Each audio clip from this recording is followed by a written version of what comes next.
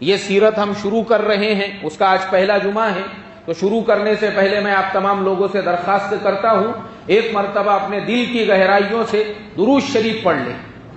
اللہم صلی علی سیدنا و حبیبنا و شفیعنا و مولانا محمد و بارک وسلم۔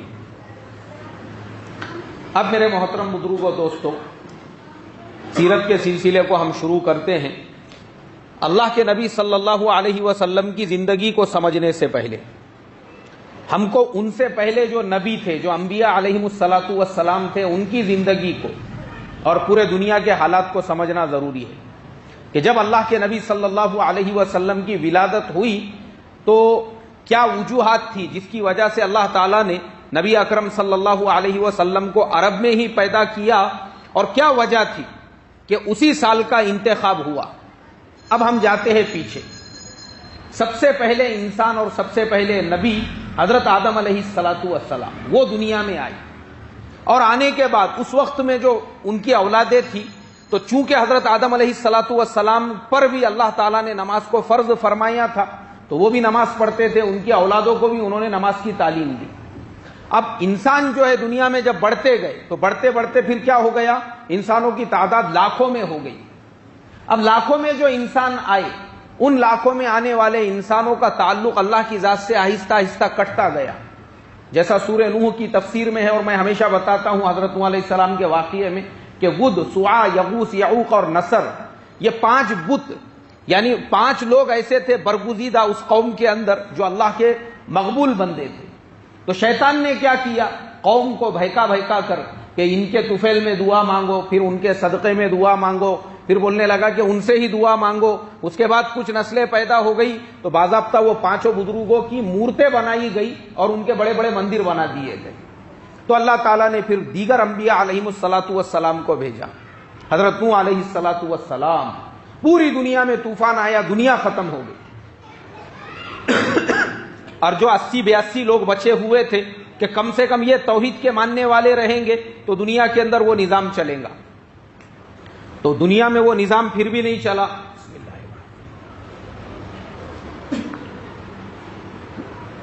الحمدللہ۔ حضرت ہود علیہ الصلاۃ والسلام، ان کی جو قوم تھی، پھر اس نے ناشکری کی، اللہ تعالیٰ نے اس قوم کے اوپر بھی عذاب کو نازل کیا۔ حضرت صالح علیہ الصلاۃ والسلام، تو نبیوں کا جو سلسلہ ہے وہ چلتا رہا یہاں تک کہ ابو الانبیاء حضرت ابراہیم علیہ الصلاۃ والسلام، حضرت ابراہیم علیہ الصلاۃ والسلام ہی وہ نبی ہے، بعد میں ان کی نسل سے ہی جو انبیاء پیدا ہوئے بنی اسرائیل کے، اور یہ جو دنیا کے آج سب سے بڑے جو 3 مذہب ہیں، چاہے وہ عیسائیت ہو، اسلام ہو، اور چاہے پھر وہ یہودیت ہو، یہ تینوں بھی حضرت ابراہیم علیہ الصلاۃ والسلام کے بیٹوں کی نسل سے چلے۔ حضرت ابراہیم علیہ الصلاۃ والسلام نے دعا کی اللہ تبارک و تعالیٰ سے، جب انہوں نے بیت اللہ کو تعمیر کر دیا، کہ اے اللہ میری جو اولاد ہے اس میں برکت عطا فرما، اور نبی اکرم صلی اللہ علیہ وسلم جو آخری نبی ہے ان کو میری اولاد میں سے تو پیدا فرما۔ اللہ تبارک و تعالیٰ نے حضرت ابراہیم علیہ الصلاۃ والسلام کی دعا کو قبول فرمایا۔ تو حضرت ابراہیم علیہ السلام کے 2 بیٹے تھے، ایک تھے حضرت اسحاق علیہ الصلاۃ والسلام اور دوسرے تھے حضرت اسماعیل علیہ الصلاۃ والسلام۔ حضرت اسماعیل علیہ الصلاۃ والسلام کو 8-10 سال کی عمر میں، یعنی جب ذبح کرنے کے لیے لے کر گئے مینا کے اندر، تو جنت سے جو دمبا اترا اور اس نے حضرت اسماعیل علیہ السلام کی جو حفاظت کی، وہ اسی لیے اس نے حضرت ابراہیم علیہ الصلاۃ والسلام سے، حضرت جبریل نے کہا کہ تمہارے اس بیٹے کی حفاظت اس لیے کی جا رہی ہے کیونکہ اسی کی نسل سے اور اسی کی اولاد سے وہ آخری نبی پیدا ہونے والے ہیں جن کے لیے تم نے دعا کی۔ اور دوسرے جو بیٹے تھے حضرت اسحاق، وہ آلریڈی جو ہے ملک شام کے اندر تھے، اب وہاں پہ ان کی نسل چلی۔ حضرت یعقوب علیہ الصلاۃ والسلام، ان کو 12 بیٹے اللہ نے عطا فرمائے۔ آج پوری دنیا میں یہ یہودی قوم جو ہے وہ پوری حضرت یعقوب علیہ السلام کی نسل ہے۔ ان کے جو 12 بیٹے پیدا ہوئے، وہ 12 بیٹوں میں پھر نسلیں چلی، ان میں پھر انبیاء پیدا ہونے لگے۔ موسیٰ علیہ الصلاۃ والسلام آئے تو یہ ساری یہودی قوم حضرت موسیٰ علیہ السلام کی ماننے والی۔ اب ان کے بعد جو دوسرے انبیاء آئے تو یہودیوں نے ان کو نبی ماننے سے انکار کر دیا، انہوں نے کہا کہ ہم ان کو نبی نہیں مانتے، اسی لیے حضرت زکریا علیہ السلام کو آرے سے کاٹ دیا گیا، حضرت یحییٰ علیہ السلام کو آگ میں جلا دیا گیا، اور ان کے بعد میں جو نبی آتے گئے ان نبیوں کو اسی طریقے سے یہودیوں نے قتل کیا. ان کا کہنا صرف یہ تھا کہ اللہ تعالیٰ نے حضرت موسیٰ علیہ السلام پہ نبوت کو ختم کر دیا, اب ان کے بعد کوئی نبی نہیں آئے گا, اور اگر کوئی آتا ہے ہم اس کو زندہ نہیں رہنے دیں گے. اسی لیے یہودی انبیاء کے دشمن بنے, اور وہ قرآن میں بار بار فرمایا وَقَتْلَهُمُ الْأَنْبِيَاءُ بِغَيْرِ حَقٍّ, کہ یہودیوں نے بغیر کسی جرم کے, بغیر کسی بات کے, بغیر کسی حق کے, بغیر کسی چیز کے اللہ کے نبیوں کو ذبح کیا اور اللہ کے نبیوں کو قتل کیا. اب چونکہ حضرت عیسیٰ علیہ السلام یہ بھی اللہ کے نبی تھے, لیکن اللہ نے ان کو کیسا نبی بنایا؟ یہ دنیا کے وہ پہلے نبی تھے جو ماں کے پیٹ سے ہی نبی بن کر دنیا میں پیدا ہوئے. اور یہودیوں کو پتا چلا کہ حضرت مریم جو مسجد اقصی کی صاف صفائی کا کام کیا کرتی تھی, حضرت مریم کو جو ہے بغیر باپ کے اس طریقے سے بیٹا پیدا ہوا ہے, یعنی بغیر شوہر کے. تو یہودی ان کے پاس میں بھی پہنچ گئے. تو قرآن نے کہا فَأَشَارَتْ إِلَيْهِ, یعنی انہوں نے حضرت عیسیٰ علیہ السلام کی طرف اشارہ کیا کہ میں تو کوئی جواب دے ہی نہیں سکتی. تو سارے جو یہودیوں کے بڑے بڑے علماء اور یہودیوں کے جو بادشاہ اور وزیر تھے, انہوں نے کہا قالوا کیف نکلم من کان فی المہد صبیا. اللہ تعالیٰ نے حضرت عیسیٰ علیہ السلام کو بولنے کی طاقت عطا فرمائی. انہوں نے کہا قال انی عبد اللہ آتانی الکتاب وجعلنی نبیا, میں اللہ کا بندہ ہوں اور اللہ نے ماں کے پیٹ سے ہی مجھے نبوت عطا فرمائی ہے اور کتاب بھی عطا فرمائی. اب جب حضرت عیسیٰ علیہ السلام انہوں نے نبوت کا اعلان کیا اور حضرت عیسیٰ علیہ السلام کے جو ماننے والے تھے ان کی تعداد دن بدن جب بڑھنے لگی تو یہ یہودی قوم ان کی بھی دشمن بن گئی اور حضرت عیسیٰ علیہ السلام کے قتل کے درپے ہو گئی. اور اللہ تبارک و تعالیٰ نے تو حضرت عیسیٰ علیہ السلام کو آسمان پہ اٹھا لیا, لیکن جو انسان حضرت عیسیٰ علیہ السلام کو قتل کروانا چاہتا تھا اللہ نے اس کو حضرت عیسیٰ علیہ السلام کی شکل و صورت عطا فرمائی. یہودیوں نے اسی کو سولی کے اوپر لٹکا دیا. ایک روایت یہ ملتی ہے, اور دوسری روایت یہ ملتی ہے کہ حضرت عیسیٰ علیہ السلام کو سولی پہ لٹکانے کے لیے جب یہ لوگ لے کر جا رہے تھے اور حضرت عیسیٰ علیہ السلام کو انہوں نے لٹکا دیا, لیکن ان کو موت نہیں آئی, بلکہ حضرت عیسیٰ علیہ السلام کے ماننے والے اور ان کی والدہ ان کو ایک غار میں لے کر گئے, اور اس غار کے اندر جو کفن تھا حضرت عیسیٰ علیہ السلام کا, وہاں سے اللہ تعالیٰ نے حضرت عیسیٰ علیہ السلام کو آسمان پہ اٹھا لیا. وہ غار ابھی بھی یروشلم کے اندر ہے, اور وہ جو کفن تھا حضرت عیسیٰ علیہ السلام کا وہ بھی آج بھی موجود ہے دنیا کے اندر. آج بھی یہ پورے دنیا بھر کے جو عیسائی ہے اس کفن کی زیارت کرنے کے لیے جاتے ہیں. روم کے اندر وہ کفن ہے حضرت عیسیٰ علیہ السلام کا. تو لیکن روایت چاہے کوئی بھی ہو, اس روایت کا حاصل یہ ہے کہ حضرت عیسیٰ علیہ السلام کو کہاں اٹھا لیا گیا بھائی؟ آسمان کے اوپر حضرت عیسیٰ علیہ السلام کو. اب جب حضرت عیسیٰ علیہ السلام کو آسمان کے اوپر اٹھایا گیا تو ان کے جو حواری تھے حضرت عیسیٰ علیہ السلام کے, ابھی آپ لوگوں نے عیسائیوں کے نام سنے ہوں گے, میتھیو, آپ لوگوں نے کرسچن لوگوں کے نام سنے ہوں گے, جارج, آپ لوگوں نے ان کے نام سنے ہوں گے, ڈونلڈ, آپ لوگوں نے کرسچن لوگوں کے ناموں میں یہ سارے نام سنے ہوں گے. لیکن یہ جو 11 لوگ تھے یہ انہی کے نام ہیں جو حضرت عیسیٰ علیہ السلام کے کون تھے بھائی؟ ان کے جو حواری تھے. وہ 11 حواری جو تھے حضرت عیسیٰ علیہ السلام کے, ان حواریوں نے حضرت عیسیٰ علیہ السلام کے پیغام کو لے کر وہ دنیا کے اندر نکل گئے الگ الگ علاقوں میں, اور انہوں نے بھی وہی کیا جو حضرت نوح علیہ السلام سے پہلے کی قوم نے, جو 5 برگزیدہ لوگ تھے. وہ 5 برگزیدہ لوگ کہ یہ اللہ کے مقبول بندے ہیں, تو پہلے وہ جو 5 برگزیدہ لوگ ہیں ان کے طفیل میں دعا کی جانے لگی, پھر ان کے صدقے میں دعا کی جانے لگی, پھر آنے والی نسلوں نے ان کے گھروں میں تصویریں لٹکانا شروع کر دی. اس کے بعد کی جو آنے والی نسلیں تھیں انہوں نے ڈائریکٹ تصویریں ہٹا کے اپنے گھروں میں کیا لا کے رکھ دی ہے؟ ان کی مورتیں لا کے رکھ دی ہے. اب ان کی عبادت شروع ہو گئی, پرستش شروع ہو گئی. سیم حال حضرت عیسیٰ علیہ السلام کے ساتھ میں بھی ہوا. ان کے جو حواری تھے وہ دنیا کے الگ الگ علاقوں, کچھ یورپ میں چلے گئے, کچھ عرب میں آ گئے, کچھ دوسرے علاقوں میں چلے گئے, اور وہ دنیا کو حضرت عیسیٰ علیہ السلام کا پیغام دینے لگے. اب جب انہوں نے حضرت عیسیٰ علیہ السلام کا پیغام دیا, ایک اللہ کی عبادت کرو, اور حضرت عیسیٰ علیہ السلام کو اللہ کا کیا مانو بھائی؟ نبی مانو. ابھی بیٹے کی شروعات نہیں ہوئی, ابھی کائی کی شروعات چلی؟ نبی کی بات چلی. ابھی ان کو نبی مانو. اب لوگ ان کو نبی ماننے لگے. اس کے بعد میں کیا ہوا، وہ جو ان کے حواری تھے وہ چلے گئے دنیا سے. اب اس کے بعد جو اگلی نسل آئی تو انہوں نے حضرت عیسیٰ علیہ السلام کے واقعات گھڑ گھڑ کے لوگوں کے سامنے بیان کرنا شروع کیے. اس لیے کہ حضرت عیسیٰ علیہ السلام کو اللہ نے جو معجزہ عطا فرمایا تھا کہ وہ نابینا کے چہرے پر اگر ہاتھ پھیرتے اس کو دیکھ وہ نظر آنے لگ جاتا تھا، اس کو گونگے کے اوپر ہاتھ پھیرتے وہ بولنے لگ جاتا تھا، لنگڑے لولے کے اوپر اگر ہاتھ پھیرتے تو وہ پیروں سے چلنا شروع کر دیتا تھا. تو ان کے حواری چلے گئے. اب اس کے بعد جو نسل آئی اس نسل نے دنیا کے سامنے یہ پیش کیا، بولے حضرت عیسیٰ علیہ السلام کے پاس میں جو کرشمے تھے ایسے ہی نہیں تھے، بولے وہ عام انسان تھوڑی تھے، وہ تو اللہ تعالیٰ کے بیٹے تھے. نعوذ باللہ. کس کے بیٹے تھے بھائی؟ اللہ تعالیٰ کے کیا تھے؟ بیٹے تھے. وہ تو اللہ تعالیٰ کے بیٹے تھے، اور اللہ کے بیٹے تھے اسی وجہ سے ان سے ایسی نئی نئی چیزیں ہوتی تھی اور ان سے ایسے نئی نئی کراماتیں ہوتی تھی. یہ سب وہ اگر کوئی ہمارے جیسے انسان رہتے تھے ان سے یہ ساری چیزیں ہو ہی نہیں سکتی تھی. اب اس کے بعد لوگوں نے ان کو اللہ کا بیٹا ماننا شروع کر دی، اور بیٹا مانتے مانتے پھر ایسا ہونے لگا جو نسلیں پیدا ہوئی. آپ کو معلوم ہے عیسائیوں پر بھی نماز فرض تھی، وہ بھی نماز پڑھتے تھے، اور آج بھی فرض ہے. نمازیں ان کے اوپر فرض تھی، اور ان کے اوپر یہ سارے اسلام کے جو احکام ہیں وہ ان کے اوپر فرض تھے وہ. لیکن انہوں نے کیا کیا، کیونکہ یہ نماز جو ہے یہ تو میں نے بتایا حضرت آدم علیہ السلام سے چلتے آ رہی ہے. کوئی نبی ایسا نہیں ہے جس کی امت پہ اللہ نے نماز کو کیا نہ کیا ہو بھائی، فرض نہ کیا ہو. عیسائیوں پر بھی نماز فرض تھی اور وہ نماز پڑھتے بھی تھے، نماز پڑھتے تھے، اللہ کی عبادت کرتے تھے.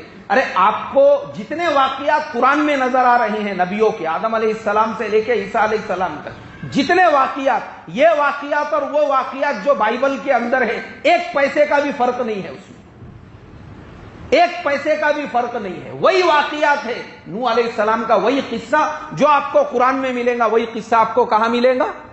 بائبل کے اندر ملے گا. اور میں زیادہ پرانی بات نہیں کر رہا ہوں آپ کو، زیادہ پرانی، یہ تو میں تو آپ کو حضرت عیسیٰ علیہ السلام کے واقعات سنا رہا ہوں. ابھی میں آپ کو ابھی کی بات بتاتا ہوں. فرسٹ اور سیکنڈ ورلڈ وار جب ہوا تھا دنیا کے اندر تو یہ کمپیوٹر نہیں آیا تھا، ٹی وی نہیں آئی تھی، فیشن نہیں آیا تھا.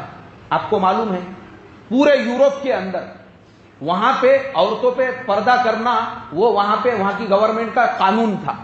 کس کے اوپر پردہ کرنا بھائی؟ کس کے اوپر؟ عورتوں کے اوپر.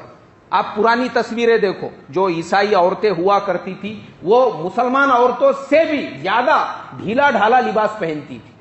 مسلمان عورتوں سے بھی. یہ برقع جو آج مسلمان عورتیں پہنتی ہے یہ سیم ٹو سیم ویسا ہی برقع ان کے لیے لاگو تھا وہاں پر. اب یہ فیشن وغیرہ کب سے آیا؟ سیکنڈ ورلڈ وار کے بعد میں، جب امریکہ میں خوب پیسہ آ گیا اور ٹیکنالوجیز آ گئی، ٹی وی آ گئی، فلم آ گئی. یہ جب سے فلم آئی دنیا کے اندر، اس کے آنے کے بعد سے جو ہے اب وہ ایک الگ ٹاپک ہے، مجھے اس کے اوپر نہیں جانا ہے. اس کے بعد دنیا میں یہ سارا بگاڑ آیا. لیکن اس سے پہلے یہ ساری چیزیں، اسی لیے اسلام کے اندر آج بھی اسلام کے اندر اگر کوئی عیسائی وہ اس شریعت کے اوپر عمل کرتا ہے جو حضرت عیسیٰ علیہ السلام کی شریعت تھی تو آپ اس کا ذبیحہ کھا سکتے ہیں. کیا کھا سکتے ہیں بھائی؟ اس کا ذبیحہ مطلب جیسے مسلمان کے ہاتھ سے ذبح کیا ہوا جانور آپ کھا سکتے ہیں، گوشت کھا سکتے ہیں، ویسے ہی اہل کتاب اگر اس شریعت پہ عمل کرتا ہے جو شریعت کس کی تھی؟ حضرت عیسیٰ علیہ السلام یا حضرت موسیٰ علیہ السلام، جس شریعت کے اندر پردہ کرنا ضروری تھا، نماز، اور اس شریعت میں زنا حرام تھا اور شراب حرام تھی. اور آج بھی ہے کچھ ملکوں کے اندر کٹرتا وادی کرسچن آج بھی ہے جو اس کے اوپر عمل کرتے ہیں. تو اسلام نے اتنی گنجائش رکھی یہاں تک کہ اگر کوئی عورت ایسی کتابیہ ہے جو 100% آج بھی اس شریعت پہ عمل کرتی ہے تو مسلمان کے لیے اس سے نکاح کرنا بھی جائز ہے. ایک مسلمان ویسی کتابیہ سے بھی نکاح کر سکتا ہے، کوئی حرج نہیں ہے اس میں. لیکن شرط یہ ہے کہ وہ کون سے شریعت کی ماننے والی ہو؟ حضرت عیسیٰ علیہ السلام کی جو اوریجنل شریعت، کیونکہ اس شریعت میں ہمارے سے زیادہ سخت قوانین تھے. آپ کو معلوم ہے کوئی مرد اگر زنا کرتا اس کو کیسی سزا دی جاتی تھی. آج بھی آپ یورپ کے ملکوں میں چلے جائیے، آج بھی آپ کو وہ پوری چیزیں ملیں گی.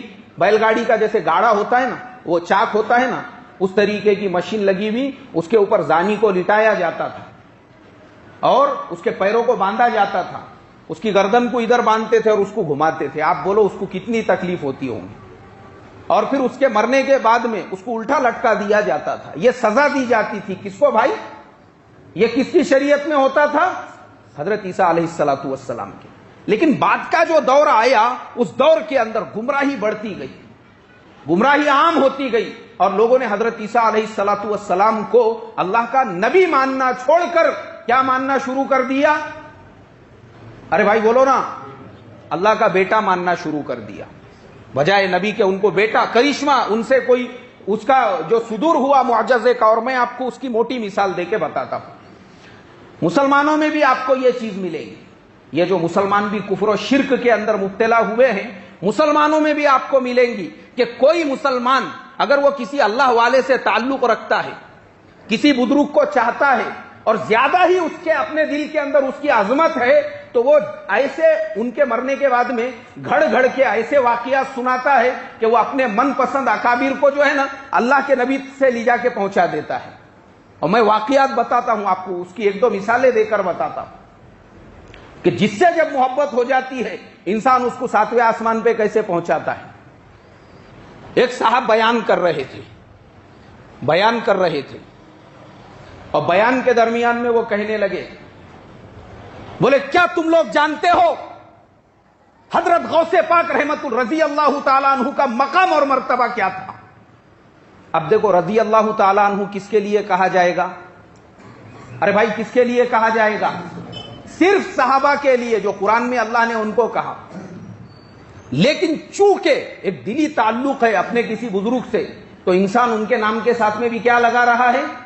رضی اللہ تعالیٰ. جیسے بہت سارے لوگ آپ نے دیکھے ہوں گے گھروں میں تصویر ہوتی ہے, اس پہ حضرت حسن علیہ السلام لکھا ہوا ہوتا ہے, حضرت حسین علیہ السلام. کسی نے دیکھا کیا نہیں دیکھا؟ اس کے اوپر لکھا ہوا ہوتا ہے. کیوں؟ کیونکہ ان سے ایک تعلق ہے اہل بیت سے. تو حالانکہ وہ صحابی ہے, اور انہوں نے ان کو کس کے برابری میں لے جا کے پہنچا دیے؟ نبیوں کے برابری میں. حالانکہ وہ علیہ السلام کا جو لقب ہے اللہ نے کس کو دیا ہوا ہے؟ انبیاء کو. ہر ایک کی ایک کیٹیگری ہے اللہ کے پاس, مگر چونکہ ان کی اپنی محبت اپنی عقیدت ہے, انہوں نے ان کو وہاں لے جا کے پہنچا دیے. تو وہ جو بیان کرنے والے خطیب صاحب تھے, انہوں نے کہا, بولے کیا تم جانتے ہو حضرت غوث پاک رحمت اللہ علیہ کا مقام اور مرتبہ کیا تھا؟ پبلک نے بولی نہیں ہم کو نہیں معلوم ہے. بولے بھائی ان کا مقام اور مرتبہ کیا تھا؟ میں بتاتا ہوں تم کو ان کا مقام اور مرتبہ کیا تھا. ایک بڑھیا, اس کے بیٹے کا انتقال ہو گیا. کس کا انتقال ہو گیا؟ کس کے بیٹے کا؟ ایک بڑھیا کے بیٹے کا انتقال ہو گیا. اور حضرت اسرائیل علیہ السلام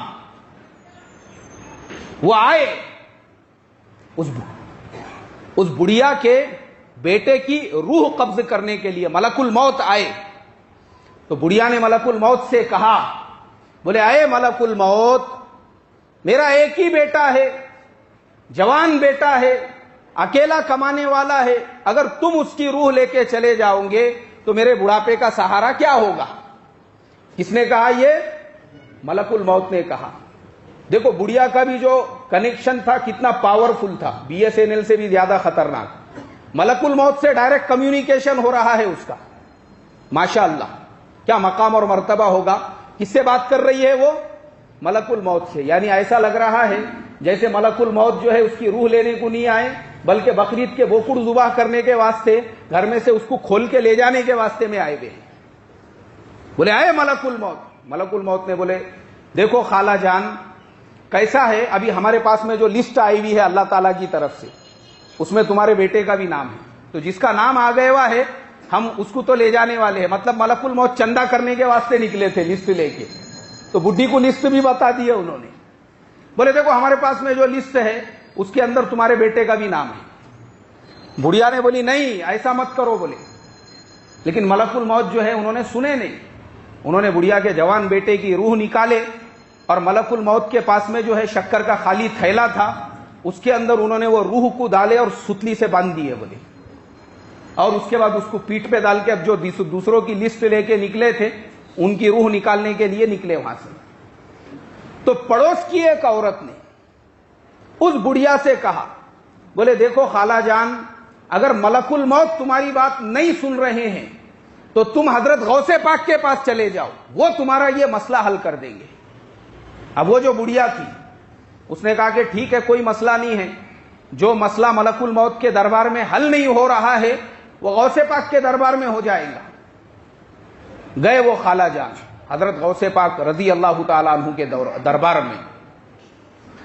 وہاں جانے کے بعد میں خالہ جان نے حضرت غوث پاک سے کہا، بولے آپ تو ایسے ہے، آپ تو ویسے ہے، آپ تو سید الاولیاء ہے، آپ کا مقام تو ایسا ہے، آپ کا مرتبہ تو ویسا ہے، بس میں آپ کے پاس میں یہی فریاد لے کر آئی ہوں کہ میرا ایک جوان بیٹا تھا اور میں نے ملک الموت سے بہت گزارش کی، انہوں نے سنے نہیں اور میرے جوان بیٹے کی روح لے کر چلے گئے، بس میں آپ کے پاس یہی عرضی اور درخواست کرنے کے لیے آئی ہوں کہ آپ جو ہے میرے بیٹے کو زندہ فرما دیں۔ حضرت غوث پاک رحمت اللہ علیہ انہوں نے ملک الموت کو بلائی تو ملک الموت آ گئی ان کے پاس میں، اور انہوں نے ملک الموت سے یہ کہا، بولے اے ملک الموت اس بڑھیا کے بیٹے کو زندہ کر دے۔ ملک الموت نے کہا کہ حضرت زندہ نہیں کر سکتے کیونکہ اس کی زندگی ختم ہو چکی ہے، اس کی عمر ختم ہو چکی ہے۔ حضرت غوث پاک رحمت اللہ علیہ نے فرمایا کہ یہ میرا حکم ہے، تم اس کو زندہ کر دو۔ ملک الموت نے بولے کہ نہیں، اب ہماری جو ذمہ داری تھی ہم نے ادا کر دی، اب ہم نہیں زندہ کر سکتے۔ اس کے بعد حضرت غوث پاک رحمت اللہ علیہ کو غصہ آیا اور وہ جو خالی شکر کا تھیلا تھا ان کے پیٹھ پہ انہوں نے کھینچ لیے ان کے ہاتھ میں سے، اس کی ستلی کھول دیے، اور جیسے ہی وہ تھیلے کی ستلی کھل گئی تو جتنے مردوں کی انہوں نے روح نکال کے لے کر آئے تھے تھیلے میں سے سب پھڑ پھڑ پھڑ پھڑ پھڑ اڑ کے چلے گئے، اور جتنے بھی مردے تھے وہ سارے کیا ہو گئے بھائی؟ زندے ہو گئے۔ یہ ہے حضرت غوث پاک رحمت اللہ علیہ کا مقام اور مرتبہ کہ وہ بھی اللہ اگر عرش پہ ہے تو اس کا سایہ فرش پہ ہے، اور وہ سایہ کون ہے؟ حضرت غوث پاک رحمت اللہ علیہ۔ اس کے بعد ملک الموت روتے روتے اللہ تعالیٰ کے پاس گئے عرش کے سامنے، اے اللہ وہ تیرا محبوب اس نے ہمارا تھیلا چھین لیا اور ستلی کھول دیا۔ اللہ تعالیٰ نے بولے کوئی بات نہیں، ہمارا محبوب ہے، ہم کو سب منظور ہے، بولے ہمارا محبوب ہے اس لیے ہم کو سب منظور ہے۔ تو یہ واقعہ میں آپ کو کس لیے سنا رہا ہوں؟ یہ واقعہ میں آپ کو یہ بتانے کے لیے سنا رہا ہوں کہ جب انسان کسی کی محبت میں اندھا ہو جاتا ہے تو اس کو کہاں تک لے جا کے پہنچا دیتا ہے؟ اللہ تعالیٰ تک لے جا کے پہنچا دیتا ہے۔ ویسے ہی جو حضرت عیسیٰ علیہ السلام کے ماننے والے تھے انہوں نے حضرت عیسیٰ علیہ السلام کو، پہلے تو نبی تھے، اب بعد کی جو نسلیں آئی انہوں نے ڈائریکٹ جا کے کس سے ملا دیا؟ اللہ تعالیٰ سے۔ تو لوگوں نے ان کی پرستش شروع کر دیا، بھول گئے اللہ تعالیٰ کو۔ اب اللہ تعالیٰ رہ گئے ایک طرف، اس لیے اب جو عبادت ہو رہی ہے وہ کس کی عبادت ہو رہی ہے؟ حضرت عیسیٰ علیہ السلام کی، نعوذ باللہ۔ تو پورے یورپ کے اندر، پورے ملک شام کے اندر، پوری آدھی دنیا کے اندر عیسائیت کا غلبہ ہو چکا تھا۔ مصر اور افریقہ کا جو پورا علاقہ ہے وہ یعنی جادو اور سحر کے اندر، اور اس کے علاوہ انہوں نے اپنے ہاتھ سے مورتیں بنائی ہوئی تھی، وہ لوگ اس کی پرستش کرتے تھے۔ چائنا کے اندر پورا بدھزم جو ہے، چائنا کے اطراف کے یہ سارے ملکوں کے اندر، حالانکہ سیم واقعہ حضرت گوتم بدھ کے ساتھ میں بھی ایسا ہی ہوا۔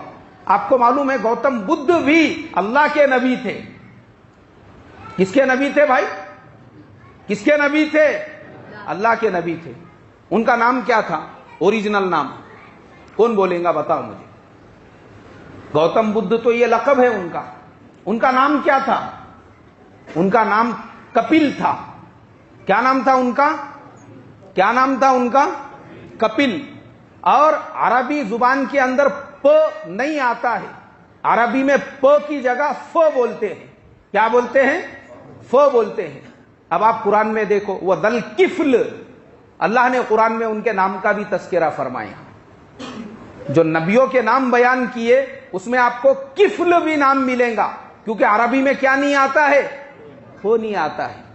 یہ میں نہیں بول رہا ہوں، ہمارے بہت بڑے عالم دین ہیں، دارالعلوم دیوبند کے فارغ ہے حضرت مولانا مناظر احسن گیلانی، ان کی کتاب ہے، اگر اب بھی نہ جاگے تو اس کے اندر انہوں نے پروف کے ساتھ میں ثابت کر کے بتایا کہ ہندوستان کے اندر بہت سارے لوگ جن کی پرستش اور عبادت ہوتی ہے یہ کسی زمانے میں اللہ کے نبی ہوا کرتے تھے۔ اللہ نے ان کو ہدایت کی محنت کے لیے بھیجا تھا، لیکن بعد کی نسلوں نے ان کو ہی کیا بنا دیا بھائی؟ ارے بھائی بولو نا، خدا بنا دیا۔ جیسے عیسائیوں نے حضرت عیسیٰ علیہ السلام کو، حالانکہ پہلے جو عیسائی تھے وہ ان کی شریعت پہ عمل کرتے تھے، بعد میں نسلیں جب دوسری آئی انہوں نے ہی ڈائریکٹ حضرت عیسیٰ علیہ السلام کو کیا بنا دیا؟ اللہ کا بیٹا بنا دیا۔ جیسے اسلام کے اندر سنیت، شیعیت، یہ دو فرقے بنے، کہاں سے بنے یہ آپ کو معلوم ہے؟ اب اللہ کے نبی کے زمانے میں تو سارے خالی مسلمان تھے، صحابہ کے زمانے میں سارے خالی کیا تھے بھائی؟ مسلمان تھے، ان کے بعد کے زمانے میں بھی سارے مسلمان تھے، پھر یہ فرقہ، یہ طبقہ کہاں سے الگ الگ ہوا؟ شیعیت کی بنیاد پڑی تقریباً اللہ کے نبی صلی اللہ علیہ وسلم کے وصال کے 100، 150، 200 سال کے بعد۔ آپ بتائیے مجھے، اور کیسے پڑی؟ کربلا کے اندر حضرت امام حسین رضی اللہ تعالیٰ عنہ شہید ہو گئے، تو اب جو اہل بیت کے چاہنے والے تھے، جو اللہ کے نبی کے خاندان سے محبت کرنے والے تھے، اور جو حضرت امام حسین سے محبت کرنے والے تھے اہل بیت سے، تو مختار ثقفی نام کا ایک آدمی کھڑا ہوا، اس نے حضرت علی رضی اللہ تعالیٰ عنہ کی کرسی لے کر آیا، کوفہ کے چوک میں لا کے اس کو رکھ دیا اور اعلان کیا لوگوں سے، لوگوں جب تک ہم حضرت امام حسین کے ایک ایک خون کے قطرے کا بدلہ نہیں لیں گے، تم کو سب کو یہ حضرت علی کی کرسی پہ آ کے جو ہے بیعت کرنا پڑے گا۔ لوگوں نے آ کے بیعت کر دیے، ہزاروں کی تعداد جمع ہو گئی بغاوت، قتل عام شروع۔ تو جس بے رحمی کے ساتھ میں لوگوں نے حضرت امام حسین اور ان کے خاندان کو شہید کیا تھا، اس سے زیادہ بے رحمی کے ساتھ میں مختار ثقفی نے وہ سارے لوگوں کا حشر کیا۔ شمردل جوشن جس نے حضرت امام حسین رضی اللہ تعالیٰ عنہ کو شہید کیا تھا، مختار نے اس کو زندہ جلا دیا چوک میں لا کر۔ اب لوگوں کے دل میں جو ہے ایموشنز پیدا ہوئے اللہ کے نبی کے اہل بیت کے لیے، تو ایک الگ فرقہ پیدا ہونا شروع ہو گیا، اور ہوتے ہوتے پھر کچھ ایسی حدیثیں اور واقعات گھڑنے والے پیدا ہو گئے جنہوں نے حضرت علی رضی اللہ تعالیٰ عنہ کے مقام کو باقی صحابہ سے آگے بڑھا کر، یہاں تک کہ انبیاء سے بھی آگے بڑھا کر ان کو بھی جو ہے وہاں تک پہنچا دیا۔ اور میں بس ایک حدیث آپ کو سناؤں گا پھر ہماری بات ختم۔ یہ اللہ کے نبی صلی اللہ علیہ وسلم نے پیشن گوئی فرمائی تھی پہلے ہی مجمع کے اندر۔ حضرت علی رضی اللہ تعالیٰ عنہ بیٹھے ہوئے، اللہ کے نبی نے فرمایا، علی لوگ تیرے ساتھ میں بھی ویسا ہی سلوک کریں گے جیسے لوگوں نے حضرت عیسیٰ علیہ السلام کے ساتھ میں کیا۔ صحابہ نے پوچھا، اے اللہ کے نبی کیا سلوک کیا حضرت عیسیٰ علیہ السلام کے ساتھ اور کیا سلوک کریں گے ان کے ساتھ؟ اللہ کے نبی نے فرمایا، علی حضرت عیسیٰ علیہ السلام کے زمانے میں دو طبقے پیدا ہوئے، ایک ان کو چاہنے والوں کا اور دوسرے ان سے دشمنی کرنے والوں کا۔ ان سے دشمنی کرنے والا جو یہودی طبقہ تھا، اس نے اٹھا کے ان کو جیل میں ڈال دیا، سولی پہ لے جا کے لٹکا دیا، اور اللہ نے ان کو آسمان پہ اٹھا لیا۔ اور ان سے محبت کرنے والا جو طبقہ تھا وہ ایسا طبقہ تھا کہ اس نے حضرت عیسیٰ علیہ السلام کو اللہ تبارک و تعالیٰ یعنی محبت میں اتنا اندھ بھکت بن گیا کہ اس نے حضرت عیسیٰ علیہ السلام کو کس کا بیٹا بنا دیا؟ اللہ کا بیٹا بنایا۔ بولے علی تیرے ساتھ میں بھی ایسا ہی ہوگا، اور ویسا ہی ہوا۔ خوارج جو تھے، خوارج وہ دشمن بن گئے تینوں کے بھی، حضرت امیر معاویہ رضی اللہ تعالیٰ عنہ، حضرت علی رضی اللہ تعالیٰ عنہ، اور ان کے دونوں کے بیچ میں جو فیصل تھے حضرت ابو موسیٰ اشعری رضی اللہ تعالیٰ عنہ، تینوں کے دشمن۔ اور خوارج نے 3 لوگ طے کرے، ان کو قتل کرو رے، بولے ان کی وجہ سے سارے فتنے ہو رہے، یہ تینوں ختم، سارے فتنے ختم۔ 3 لوگوں کو 3 طرف روانہ کیا۔ حضرت علی کوفہ میں تھے، کوفہ میں ایک کو بھیجے۔ حضرت امیر معاویہ ملک شام میں ایک کو بھیجے۔ حضرت ابو موسیٰ اشعری مدینہ میں ایک کو، 3 طرف 3 لوگ گئے، اور تینوں نے جا کے ایک ہی دن ایک ہی نماز کے اندر تینوں کے اوپر حملہ کیا۔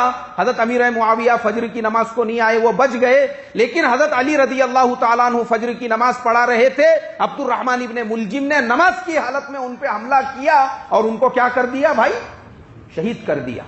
ایک طرف تو لوگوں نے شہید کر دیا، اور دوسری طرف اللہ کے نبی نے فرمایا جیسے حضرت عیسیٰ علیہ السلام کو کچھ لوگوں نے قتل کر دیا اور کچھ لوگوں نے اللہ کا بیٹا بنایا، بعد میں ویسا ہی ہوا. جب 100-150 سال گزر گئے اس کے بعد ایک جماعت ایسی پیدا ہوئی, اس نے حضرت علی رضی اللہ تعالیٰ عنہ کی تعریف, ان کی توصیف, ان کی قصیدہ خوانی کے اندر اتنا یعنی غلو کر دیا کہ حضرت علی کا مقام سارے صحابہ سے بڑھا دیا, نبیوں سے بڑھا دیا, اور یہاں تک کہ ان کو کہاں لے جا کے پہنچا دیا؟ ارے بھائی بولو نا, اللہ تعالیٰ کے مقام تک. نعوذ باللہ.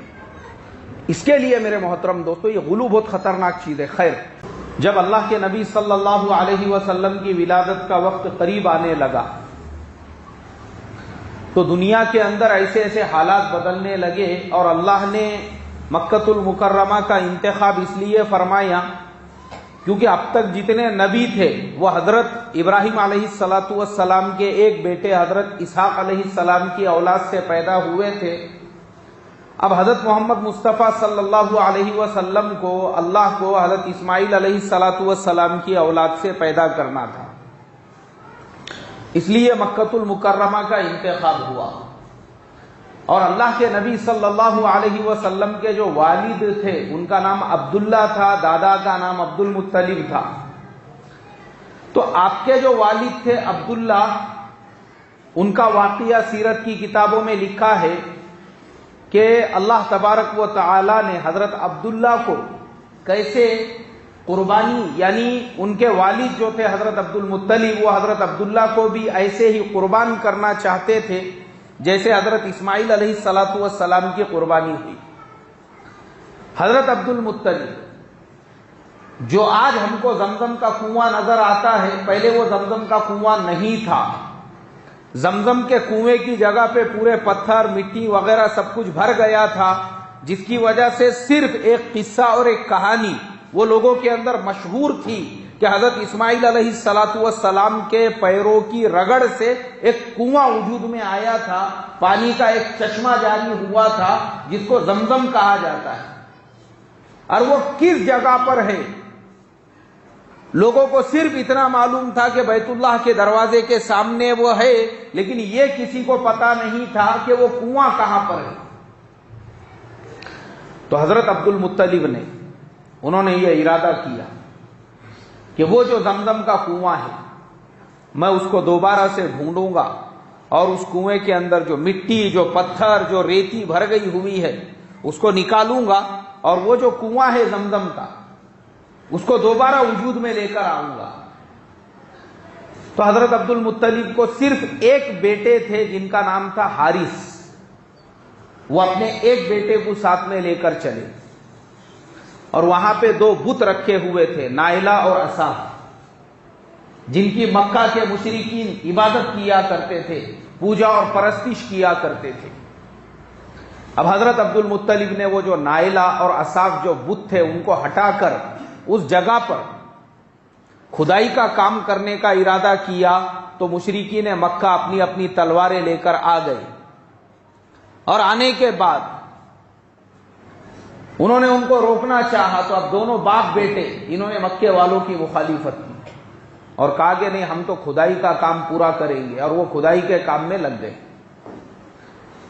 حضرت عبد المطلب رضی اللہ تعالی عنہ ہم بول سکتے ہیں, وجہ یہ ہے کہ اللہ کے نبی صلی اللہ علیہ وسلم کے یہ دادا تھے اور اسی دین ابراہیمی پر قائم تھے جو دین ابراہیمی اللہ تبارک و تعالی نے حضرت محمد مصطفیٰ صلی اللہ علیہ وسلم کو بعد میں جس کا نبی بنایا. اس لیے کہ مکہ کے لوگ مشرک تھے, لیکن اسی مکہ کے اندر ابھی بھی بہت سارے لوگ ایسے تھے جو بتوں کی پرستش نہیں کرتے تھے, بلکہ وہ لوگ اسی دین ابراہیمی پر قائم تھے. ان میں حضرت عبد المطلب بھی تھے, انہی کے اندر ورقہ ابن نوفل بھی تھے, انہی کے اندر اور بھی بہت سارے لوگ مکہ میں ابھی بھی زندہ تھے, مکہ میں ابھی بھی موجود تھے. حضرت عبد المطلب نے دعا کی, کہا اے اللہ, صرف ایک بیٹا ہے میرے پاس جس کو لے کے میں زمزم کے کنویں کی کھدائی کر رہا ہوں, اگر مجھے تو 10 بیٹے عطا فرمائے تو میں ایک بیٹے کو تیرے نام پر ایسے ہی قربان کروں گا جیسے حضرت ابراہیم علیہ السلام نے حضرت اسماعیل علیہ السلام کی قربانی دی تھی. اور اللہ تعالیٰ نے ان کی دونوں دعاؤں کو قبول کر لیا. 10 بیٹوں کی بھی دعا قبول فرما لی, اور اسی کے علاوہ جو زمزم کے کنویں کے لیے آپ کھدائی کر رہے تھے، ماشاءاللہ وہاں سے دوبارہ زمزم کا کنواں جاری ہو گیا۔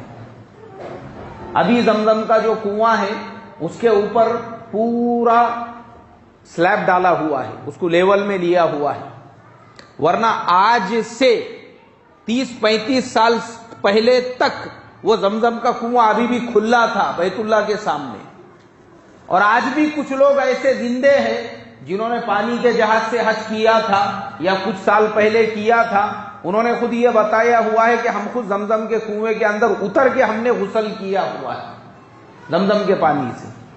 تو وہ زمزم کا کنواں جو کھودا گیا تھا اس کو حضرت عبد المطلب نے اپنے بیٹے حضرت حارث کو ساتھ میں لے کر، دونوں باپ بیٹوں نے مل کر اس زمزم کے کنویں کی کھدائی کی، اور انہوں نے یہ منت مانی کہ ہم 2 ہی ہے، اگر اے اللہ تو مجھے 10 بیٹے عطا فرمائے تو میں ایک بیٹے کو تیرے نام پر قربان کر دوں گا۔ اللہ نے ان کی دعا کو قبول فرمایا، اور پھر حضرت ابو طالب کو جو ہے 13 بیٹے ہوئے۔ حضرت ابو طالب کو 13 بیٹے اور 6 بیٹیاں تھیں۔ اب وہ وقت قریب آ گیا کہ اللہ سے جو منت مانی تھی 10 بیٹوں کی، اب اللہ نے 13 دے دی ہے۔ تو اس زمانے کے اندر یہ رواج تھا، اس زمانے کے اندر یہ رواج تھا کہ ہر بات کے لیے قرعہ یعنی چٹھی نکالی جاتی تھی۔ تو حضرت ابو طالب نے، حضرت عبد المطلب نے بھی اپنے جو 13 بیٹے تھے ان کے نام کی چٹھی نکالی، تو ان میں سب سے چھوٹے جو بیٹے تھے ان کا نام تھا حضرت عبداللہ، جو ہمارے نبی حضرت محمد مصطفیٰ صلی اللہ علیہ وسلم کے والد تھے، انہی کا نام نکلا۔ اب حضرت عبد المطلب تو اپنے بیٹے عبداللہ سے بہت محبت کرتے تھے، عبداللہ کو ذبح نہیں کر سکتے تھے، اس لیے حضرت عبد المطلب نے مکے والوں سے مشورہ کیا، بولے بھائی میں اپنے یہ بیٹے کو تو ذبح نہیں کرنا چاہتا ہوں۔ تو مکے والوں نے کہا کہ مکہ کے اندر ایک کاہنہ ہے، آپ جا کر اس سے رائے مشورہ لو۔ اب حضرت عبد المطلب اس کاہنہ کے پاس میں گئے، تو وہ جو کاہنہ تھی اس نے یہ کہا کہ آپ اپنے بیٹے حضرت عبداللہ کا جو نام قرے میں نکل گیا ہے، اب ایک کام کرو، 2 قرے بناؤ، ایک میں 10 اونٹ رکھو اور دوسرے میں حضرت عبداللہ کا نام رکھو، اور اٹھاؤ، جب اونٹوں کا نام نکل جائے گا تو اونٹوں کی قربانی دے دینا۔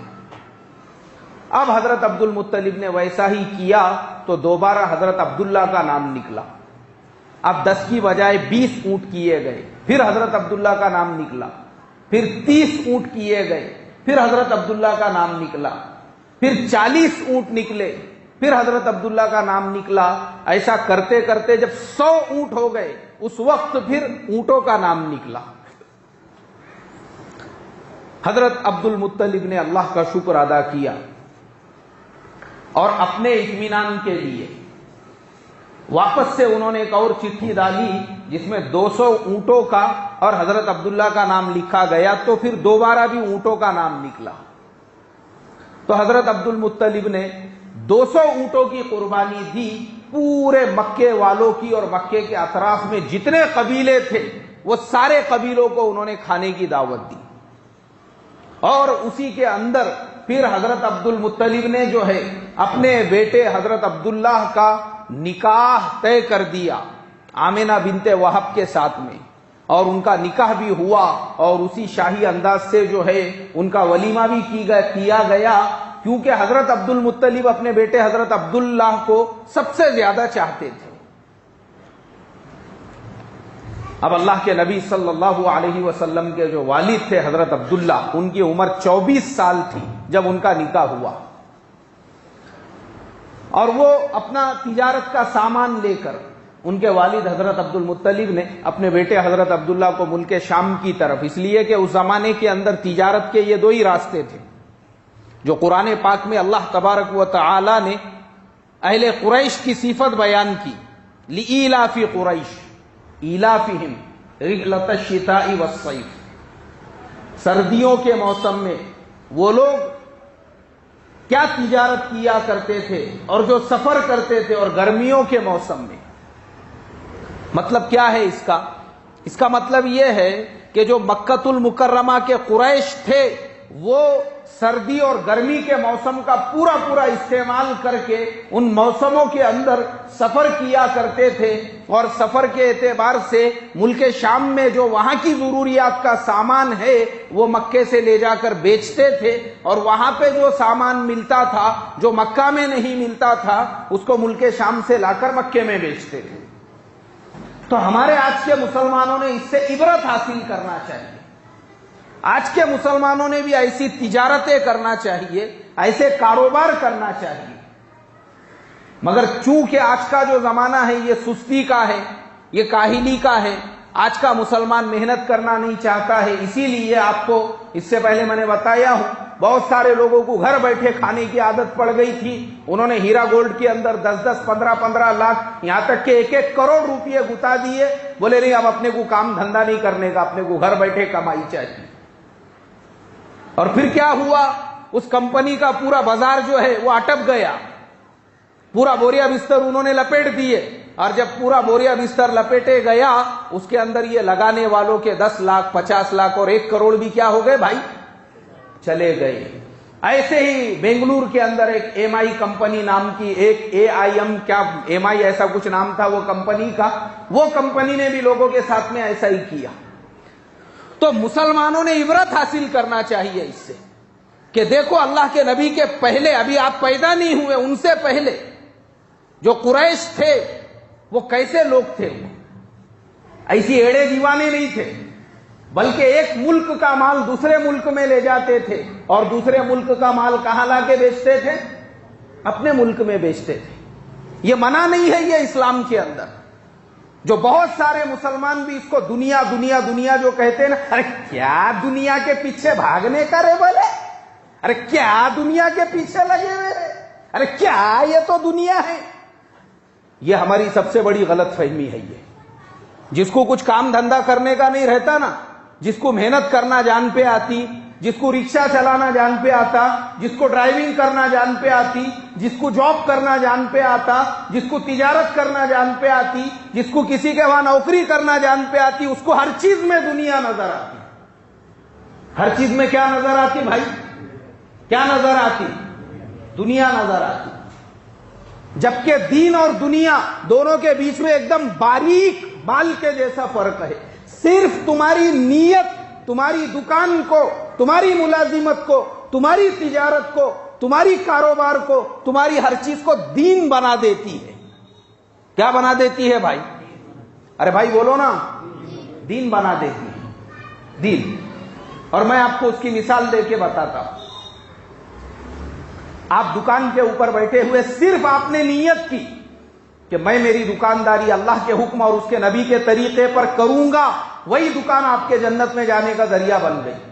صرف سوچے آپ نے، سوچے، کیا کیے بھائی آپ نے، ارے بھائی کیا کیے آپ نے، سوچے آپ نے کہ میں میری دکانداری کس کے حکم پہ کروں گا، اللہ کے حکم اور اس کے نبی کے طریقے پہ کروں گا، تو وہی دکان آپ کے کہاں جانے کا ذریعہ بن گئی، جنت میں جانے کا ذریعہ بن گئی۔ آپ نے ملازمت کر رہے ہیں اور آپ نے نیت کی کہ میں میری ملازمت اللہ کے حکم اور اس کے نبی کے طریقے پہ کروں گا، تو آپ کی ملازمت آپ کو کہاں لے جانے کا ذریعہ بن گئی۔ دین دنیا الگ الگ نہیں ہے، ہمارے یہاں پر الگ الگ ہے ہی نہیں، بلکہ تم جس لائن میں ہو، جس فیلڈ میں ہو، ہمارے حضرت جی فرماتے ہیں تم جس لائن میں، جس فیلڈ میں ہو اسی میں رہو، اس کو چھوڑو مت، اس کو چھوڑنا دین نہیں ہے، جس میں ہے اس میں رہو، لیکن اسی کو کس کے حکم پہ کرو، اللہ کے حکم اور اس کے نبی کے طریقے پر کرو، تو وہی تمہارے لیے کیا بن جائے گا، دین بن جائے گا۔ ابھی میں آپ کو خالی ایک بات کر کے واپس سے پھر حضرت عبد المطلب پہ آ جاتا ہوں۔ ایک آدمی نے خط لکھا، بولے مجھے کمپنی سے چھٹی نہیں مل رہی ہے، اس لیے میں ریزائن کر کے 5 مہینے کے لیے جانا چاہتا ہوں۔ تو ہمارے حضرت جی نے فرمایا یہ اسلام نہیں سکھاتا ہے کہ جس روزی کے اندر تم ہو اس روزی کو چھوڑ کر تم کسی اور کام کو دین کے نام پر کرو۔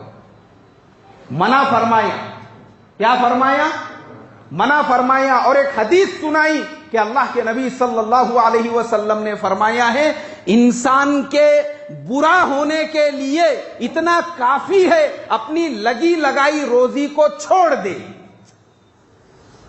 کس کو چھوڑ دے بھائی؟ کائے کے لیے کافی ہے؟ برا ہونے کے لیے. مجھے یہ حدیث کا حوالہ بھی معلوم ہے، مستدرک حاکم کے اندر یہ حدیث ہے، حدیث نمبر 15,000 کچھ تو بھی، اس کے آگے کا فگر ذہن میں نہیں آ رہا مجھے. فرمایا اللہ کے نبی نے انسان کے برا ہونے کے لیے اتنا کافی ہے، اپنی لگی لگائی روزی کو کیا کر دے بھائی؟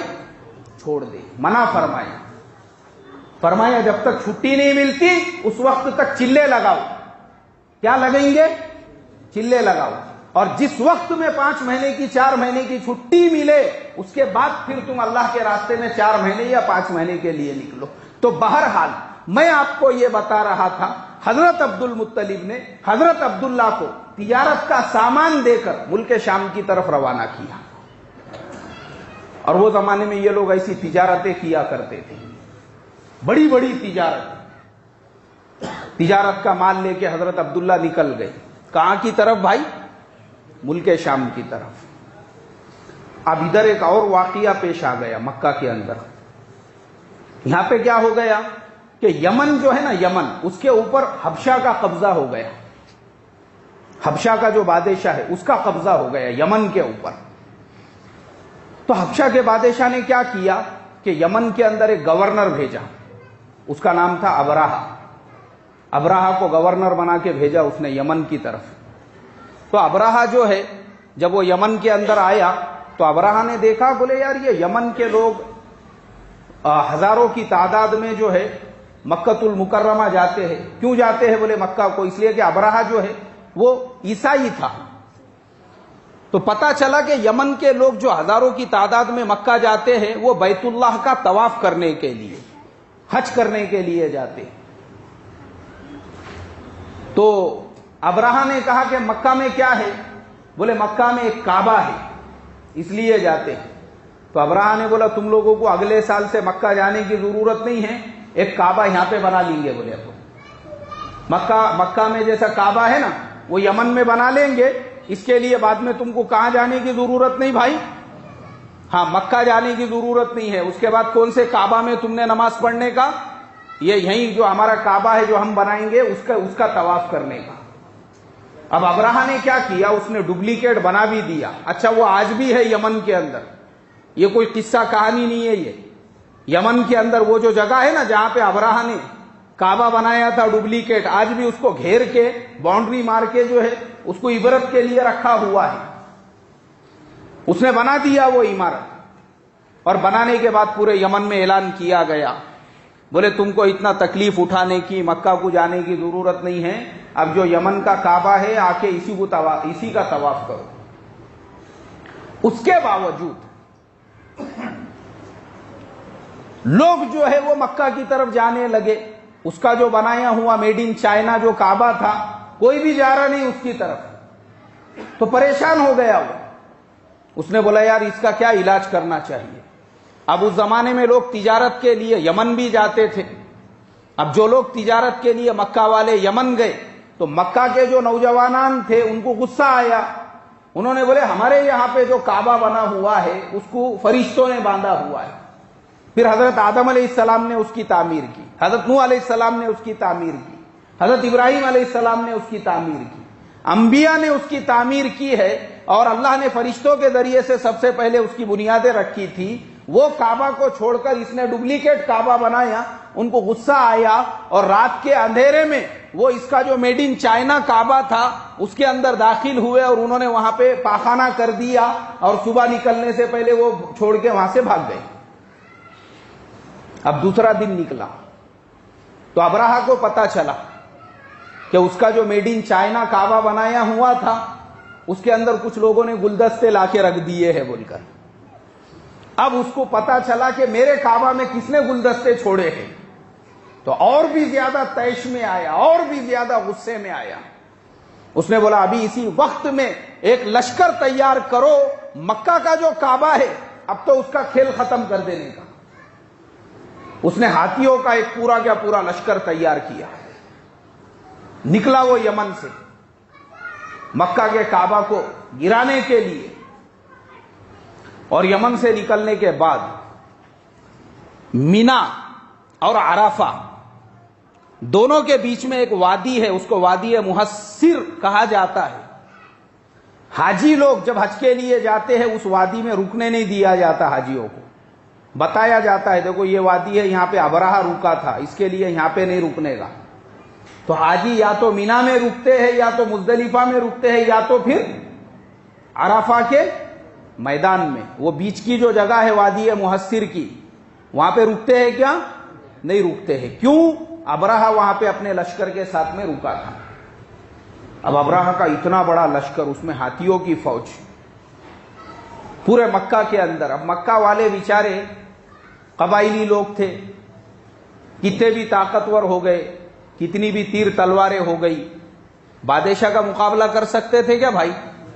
بادشاہ کا تو مقابلہ نہیں کر سکتے تھے، بادشاہ کے فوج کی بھی مقابلہ نہیں کر سکتے تھے۔ تو مکے والے پریشان ہو گئے، اور حضرت عبد المطلب جو ہمارے آقا حضرت محمد مصطفیٰ صلی اللہ علیہ وسلم کے دادا تھے، ان کے پاس سارے مکے والے آئے۔ مکے والوں نے آ کے حضرت عبد المطلب سے کہا، حضرت ابرہہ کا لشکر آیا ہے، ہم لوگ اس کا کیسے مقابلہ کریں گے؟ حضرت عبد المطلب نے مکے والوں سے کہا، ابرہہ کس سے لڑنے کے لیے آیا ہے؟ ارے بھائی تمہارے سے لڑنے کے لیے آیا ہے کیا کہ اس کو مکے پہ قبضہ کرنا ہے؟ نہیں، تمہارے سے لڑنے کو نہیں آیا۔ اس کی لڑائی کس کے ساتھ میں ہے؟ اس کی لڑائی کس کے ساتھ میں ہے؟ اللہ کے ساتھ میں ہے۔ کس کے ساتھ میں ہے بھائی؟ اللہ کے ساتھ میں ہے۔ تو جس کے ساتھ اس کی لڑائی ہے وہ خود اس کا انتظام کرے گا، ہم ذمہ دار ہیں کیا اس کے؟ یہ ہمارا کام نہیں۔ مکے والے خاموش ہو گئے۔ اب ابرہہ کو جب پتا چلا کہ مکہ کے جو سردار ہے حضرت عبد المطلب، ان کے جو اونٹ ہے، اونٹ وہ اسی وادی محصر میں مینا کے قریب میں جو ہے چرا کرتے ہیں، تو ابرہہ نے حضرت عبد المطلب کے 200 اونٹ اپنے قبضے میں لے لیے۔ وہ لینے کے بعد جب حضرت عبد المطلب کو پتا چلا تو حضرت عبد المطلب جو ہے وہ پہنچے ابرہہ کے پاس، کیونکہ ابرہہ جو ہے وہ خود یہ چاہتا تھا کہ مکے والا کوئی آئے میرے سے بات کرے۔ اب اس کو یہ موقع مل گیا، حضرت عبد المطلب گئے اس کے پاس میں۔ جانے کے بعد میں ابرہہ کو پتا چلا کہ بھائی یہ تو مکے کے سردار ہے، تو اس نے حضرت عبد المطلب سے یہ کہا، فرمائیے بولے آپ کا کیسے آنا ہوا؟ حضرت عبد المطلب نے بولے بھائی میں غریب انسان ہوں، اونٹوں کی تجارت کرتا ہوں، میرا چرواہا اونٹ لے کے اس وادی میں چر رہا تھا، مجھے پتا چلا کہ آپ نے ہمارے 200 اونٹ اپنے قبضے میں لے لیے ہیں، تو میں میرے اونٹ چھڑانے کے لیے آیا ہوں۔ تو ابرہہ جو تھا وہ اور بھی زیادہ غصے میں آ گیا، اور اس نے حضرت عبد المطلب سے یہ کہا کہ میں نے تو تمہاری بہت تعریف سنا تھا حبشہ کے اندر، اور پھر میں جب یمن کو آیا تو وہاں بھی لوگوں نے تمہاری بہت تعریف کی ہے کہ عبد المطلب وہ مکہ کے سردار ہے، بڑے عقل مند آدمی ہے، بڑے ہوشیار انسان ہے، اور میں نے ابھی ایک نیا کارنامہ آپ کا یہ بھی سنا ہوں، آپ نے اپنے بیٹے کے ساتھ میں بیت اللہ کے بازو میں جو کھدائی کی تو زمزم کا کنواں دوبارہ تمہاری وجہ سے دریافت ہو گیا، جس کی وجہ سے عرب میں تمہاری عزت اور بھی زیادہ بڑھ گئی۔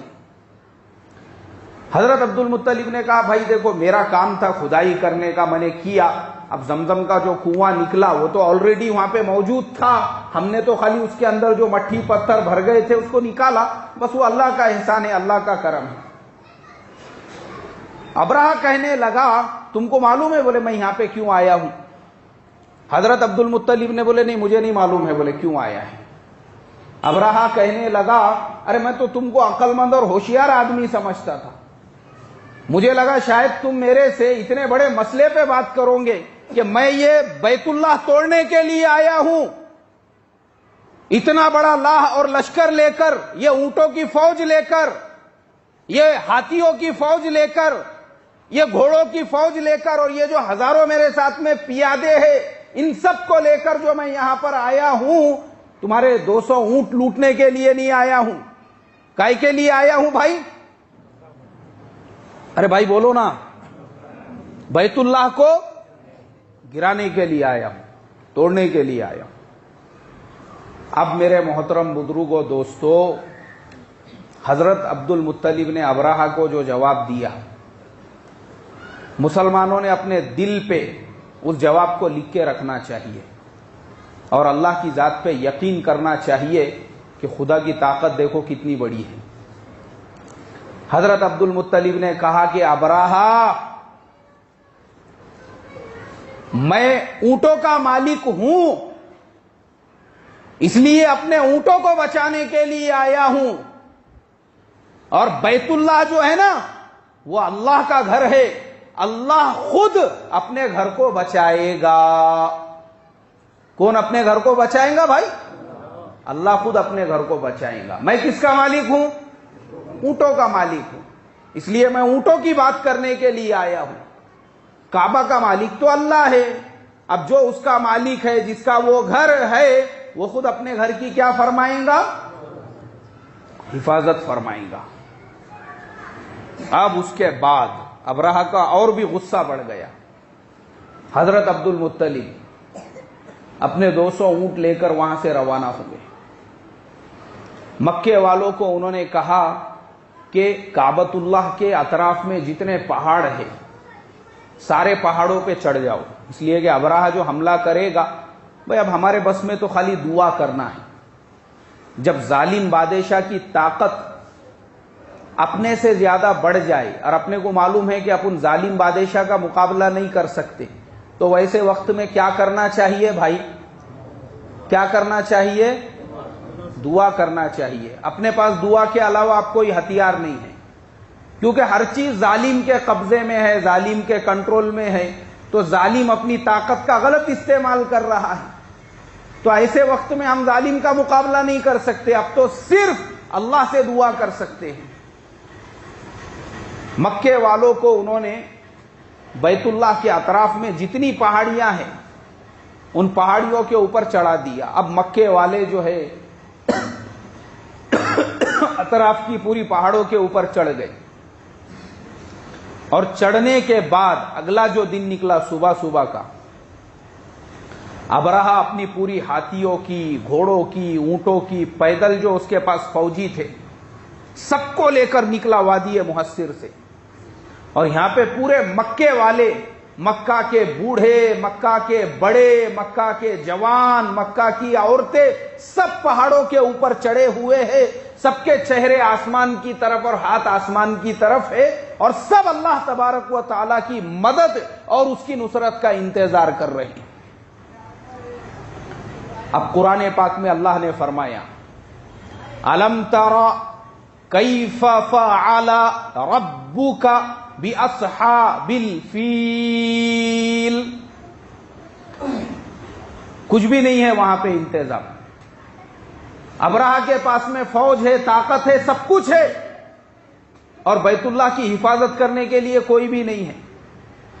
میرے محترم بزرگوں، یہ ہے اللہ تبارک و تعالی کی طاقت کہ جب اللہ کام لینے پر آتے ہیں تو چھوٹے چھوٹے پرندوں سے بھی کیا کرتے ہیں بھائی؟ کام لیتے۔ اللہ تعالیٰ نے ابابیل پرندوں کو حکم دیا، اپنے چونچ میں، اپنے پنجوں میں باریک باریک کنکریاں اٹھاؤ، اور اٹھانے کے بعد جو ابراہہ کا لشکر آ رہا ہے اس لشکر کے اوپر برساؤ۔ آگے اللہ تبارک و تعالیٰ فرماتے ہیں،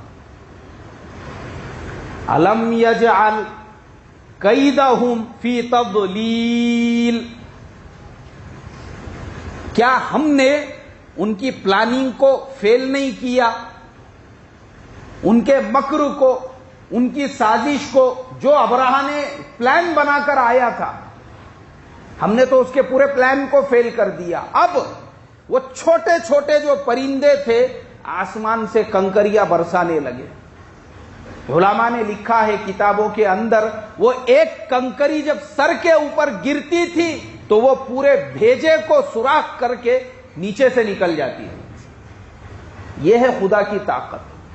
کس کی طاقت ہے بھائی؟ یہ اللہ تعالی کی طاقت ہے۔ کام لینے پر جب اللہ آتے ہیں نا تو پھر کس سے کام لیتے ہیں؟ پرندوں سے کام لیتے ہیں. چھوٹے چھوٹے پرندے, انہوں نے چھوٹی چھوٹی کنکریاں اٹھائی, کنکریاں اٹھا کے اس لشکر کے اوپر برسانے لگے. وارسل علیہم طیرا ابابیل, اللہ فرماتے ہیں کہ ہم نے بھیجا ابابیل پرندوں کے لشکر کو. ترمیہم بحجارۃ من سجیل فجعلہم کعصف مأکول, ان کے پورے بدن کو اللہ نے اتنا چھلنی کر دیا وہ پرندوں کے کنکریوں کی وجہ سے, وہ ایسے ہو گئے تھے. جب جانور چارہ اپنے منہ میں چابتا ہے تو جو گھاس ہوتا ہے اور جو دوسرا چارہ ہوتا ہے, جانور کیا حال کر دیتا ہے بھائی, اس کا ریزہ ریزہ کر دیتا ہے. اللہ فرماتے ہیں یہ جو مکر و فریب کے ساتھ میں لشکر اللہ کے دربار کو توڑنے کے لیے آیا تھا, اللہ کے گھر کو گرانے کے لیے آیا تھا, اللہ نے ان کا یہی حال فرمایا. اللہ نے ان کا کیسا حال فرمایا بھائی, ایسا ہی حال فرمایا.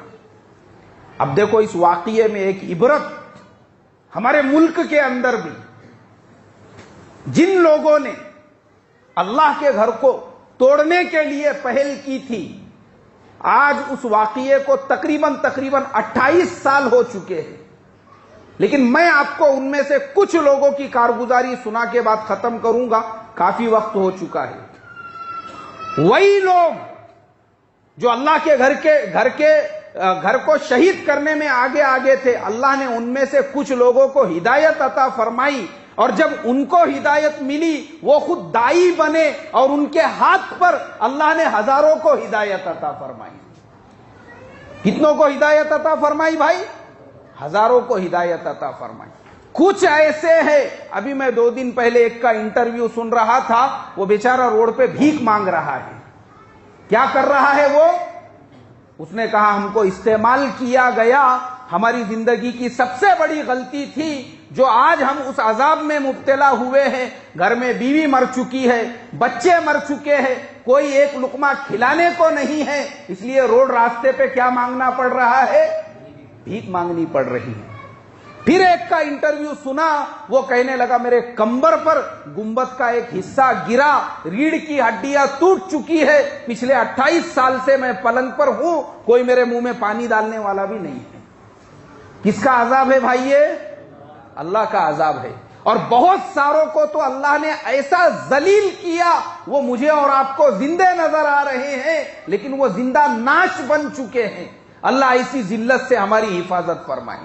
اس لیے میرے محترم بزرگوں, جو حضرت عبدالمطلب کا واقعہ میں نے آپ کو سنایا ہوں, دعا کرتا ہوں اللہ تبارک و تعالی اس واقعے سے ہم کو عبرت اور نصیحت حاصل کرنے کی توفیق عطا فرمائے.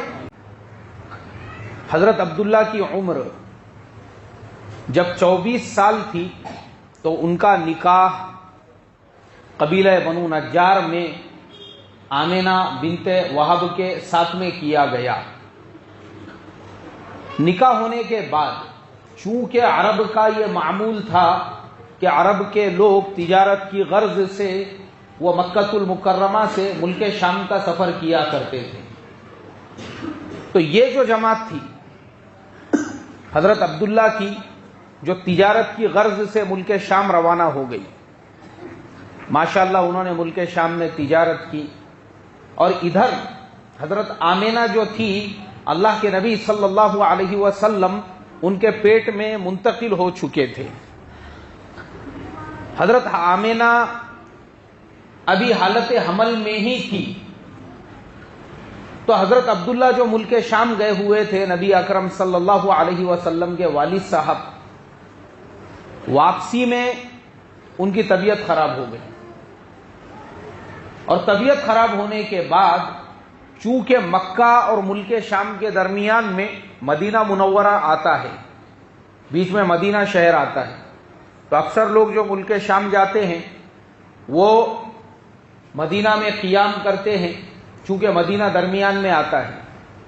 تو حضرت عبداللہ جو تھے مدینہ کے اندر ان کے رشتہ دار بھی تھے, ان کے ننیحال کے لوگ بھی تھے, اس لیے انہوں نے مدینہ المنورہ کے اندر قیام کیا. لیکن طبیعت بہت زیادہ ناساز تھی, اس لیے ان کا انتقال ہو گیا. ان کا جب انتقال ہوا, ابھی تو اللہ کے نبی پیدا بھی نہیں ہوئے تھے, حضرت عبدالمطلب کو اطلاع ملی. حضرت عبد المطلب آئے بی بی آمینہ کے پاس اور انہوں نے کہا کہ تیرے لیے خبر یہ ہے کہ تو بیوہ ہو چکی ہے اور تیرے شوہر عبداللہ کا انتقال ہو چکا ہے۔ بی بی آمینہ رونے لگی، اس لیے کہ ابھی تو اللہ کے نبی صلی اللہ علیہ وسلم کی ولادت بھی نہیں ہوئی تھی، اس سے پہلے ہی ہمارے نبی اکرم صلی اللہ علیہ وسلم یتیم ہو گئے، والد کا سایہ سر سے اڑ گیا۔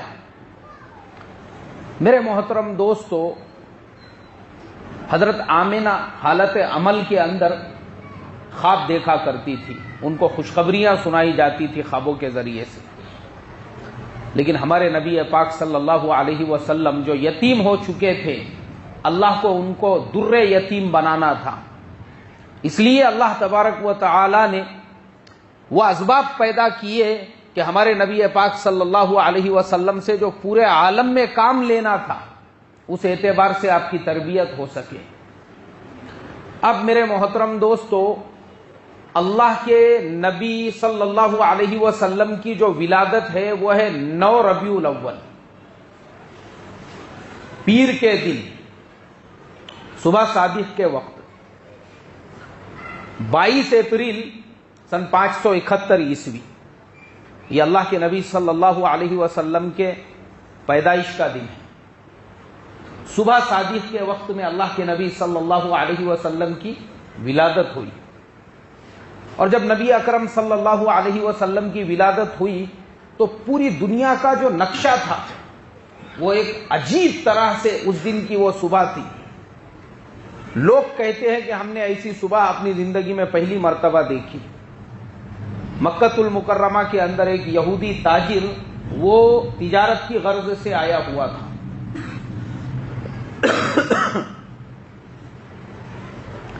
تو اس یہودی تاجر نے لوگوں سے یہ کہا کہ بھئی آج کی جو صبح ہے وہ مجھے تھوڑا سا عجیب صبح محسوس ہو رہی ہے، کچھ تو بھی ایک نیا واقعہ آج رونما ہوا ہے، اس لیے کہ اللہ کے نبی صلی اللہ علیہ وسلم کی ولادت کے ساتھ میں ایران کا جو بادشاہ ہے اس کے محل کے جو 14 کنگورے جو پلر ہوتے ہیں وہ گر گئے۔ اس کا مطلب یہ تھا کہ اب اس حکومت کے اندر صرف 14 بادشاہ آئیں گے، اس کے بعد یہاں پہ اسلام کا پرچم لہرانے والا ہے۔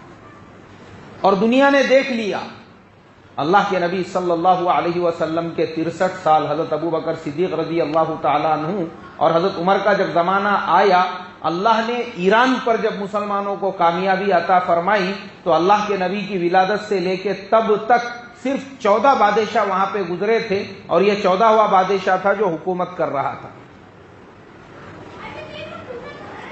اور جو آگ کی پوجا کرنے والے لوگ ہوتے ہیں، آتش پرست، ان کے عبادت خانے کے اندر 1000 سال سے آگ جل رہی تھی، 1000 سال سے اس آگ کو انہوں نے بجھنے نہیں دیا تھا، 1000 سال سے وہ آگ جل رہی تھی۔ لیکن اللہ کے نبی صلی اللہ علیہ وسلم کی جیسے ہی ولادت ہوئی تو وہ آگ کا جو مندر تھا اس میں کی آگ خود بخود بجھ گئی، خود بخود ختم ہو گئی۔ بڑے بڑے جو بت تھے بیت اللہ کے اندر، جو 360 بت رکھے ہوئے تھے، وہ زمین پہ گر گئے، زمین دوز ہو گئے۔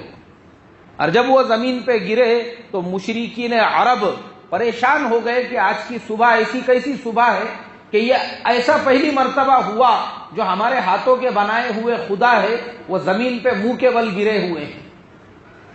پریشان ہو گئے وہ لوگ، اور اس کے بعد انہوں نے کیا کیا کہ تحقیق کرو آج کیا واقعہ رونما ہوا۔ یہودیوں کا جو عالم جو تجارت کی غرض سے مکہ میں آیا ہوا تھا، اس نے بھی کہا کہ بھائی پوچھو، معلوم کرو ایسا کیا واقعہ آج پیش آیا جس کی وجہ سے حرم میں کے جو بت ہے 360 وہ زمین دوز ہو چکے ہیں، گر چکے ہیں، اور عجیب مجھے یہ صبح محسوس ہو رہی ہے۔ تحقیقات کرنے پہ پتا چلا کہ حضرت عبد المطلب جو قبیلہ قریش کے اور بنو ہاشم کے سردار تھے، ان کے یہاں پہ لڑکا پیدا ہوا۔ ان کے یہاں پہ لڑکا پیدا ہونے کی جیسے ہی اطلاع ملی، اس یہودی عالم نے یہ خواہش ظاہر کی اس لڑکے کو میں دیکھنا چاہتا ہوں. گیا وہ حضرت عبد المطلب کے دروازے پر. حضرت عبد المطلب اللہ کے نبی صلی اللہ علیہ وسلم کو گود میں اٹھا کے لے کر آئے. اس یہودی عالم کی جیسے ہی آپ کے چہرے مبارک پہ نظر پڑی وہ بے ہوش ہو کے زمین کے اوپر گر گیا. ہوش آنے کے بعد کہنے لگا ہائے افسوس، اب جو نبوت تھی وہ بنی اسرائیل سے منتقل ہو کر بنی اسماعیل میں آ چکی ہے. یعنی ابھی تک جتنے بھی نبی پیدا ہوئے تھے وہ سارے بنی اسرائیل میں پیدا ہوئے.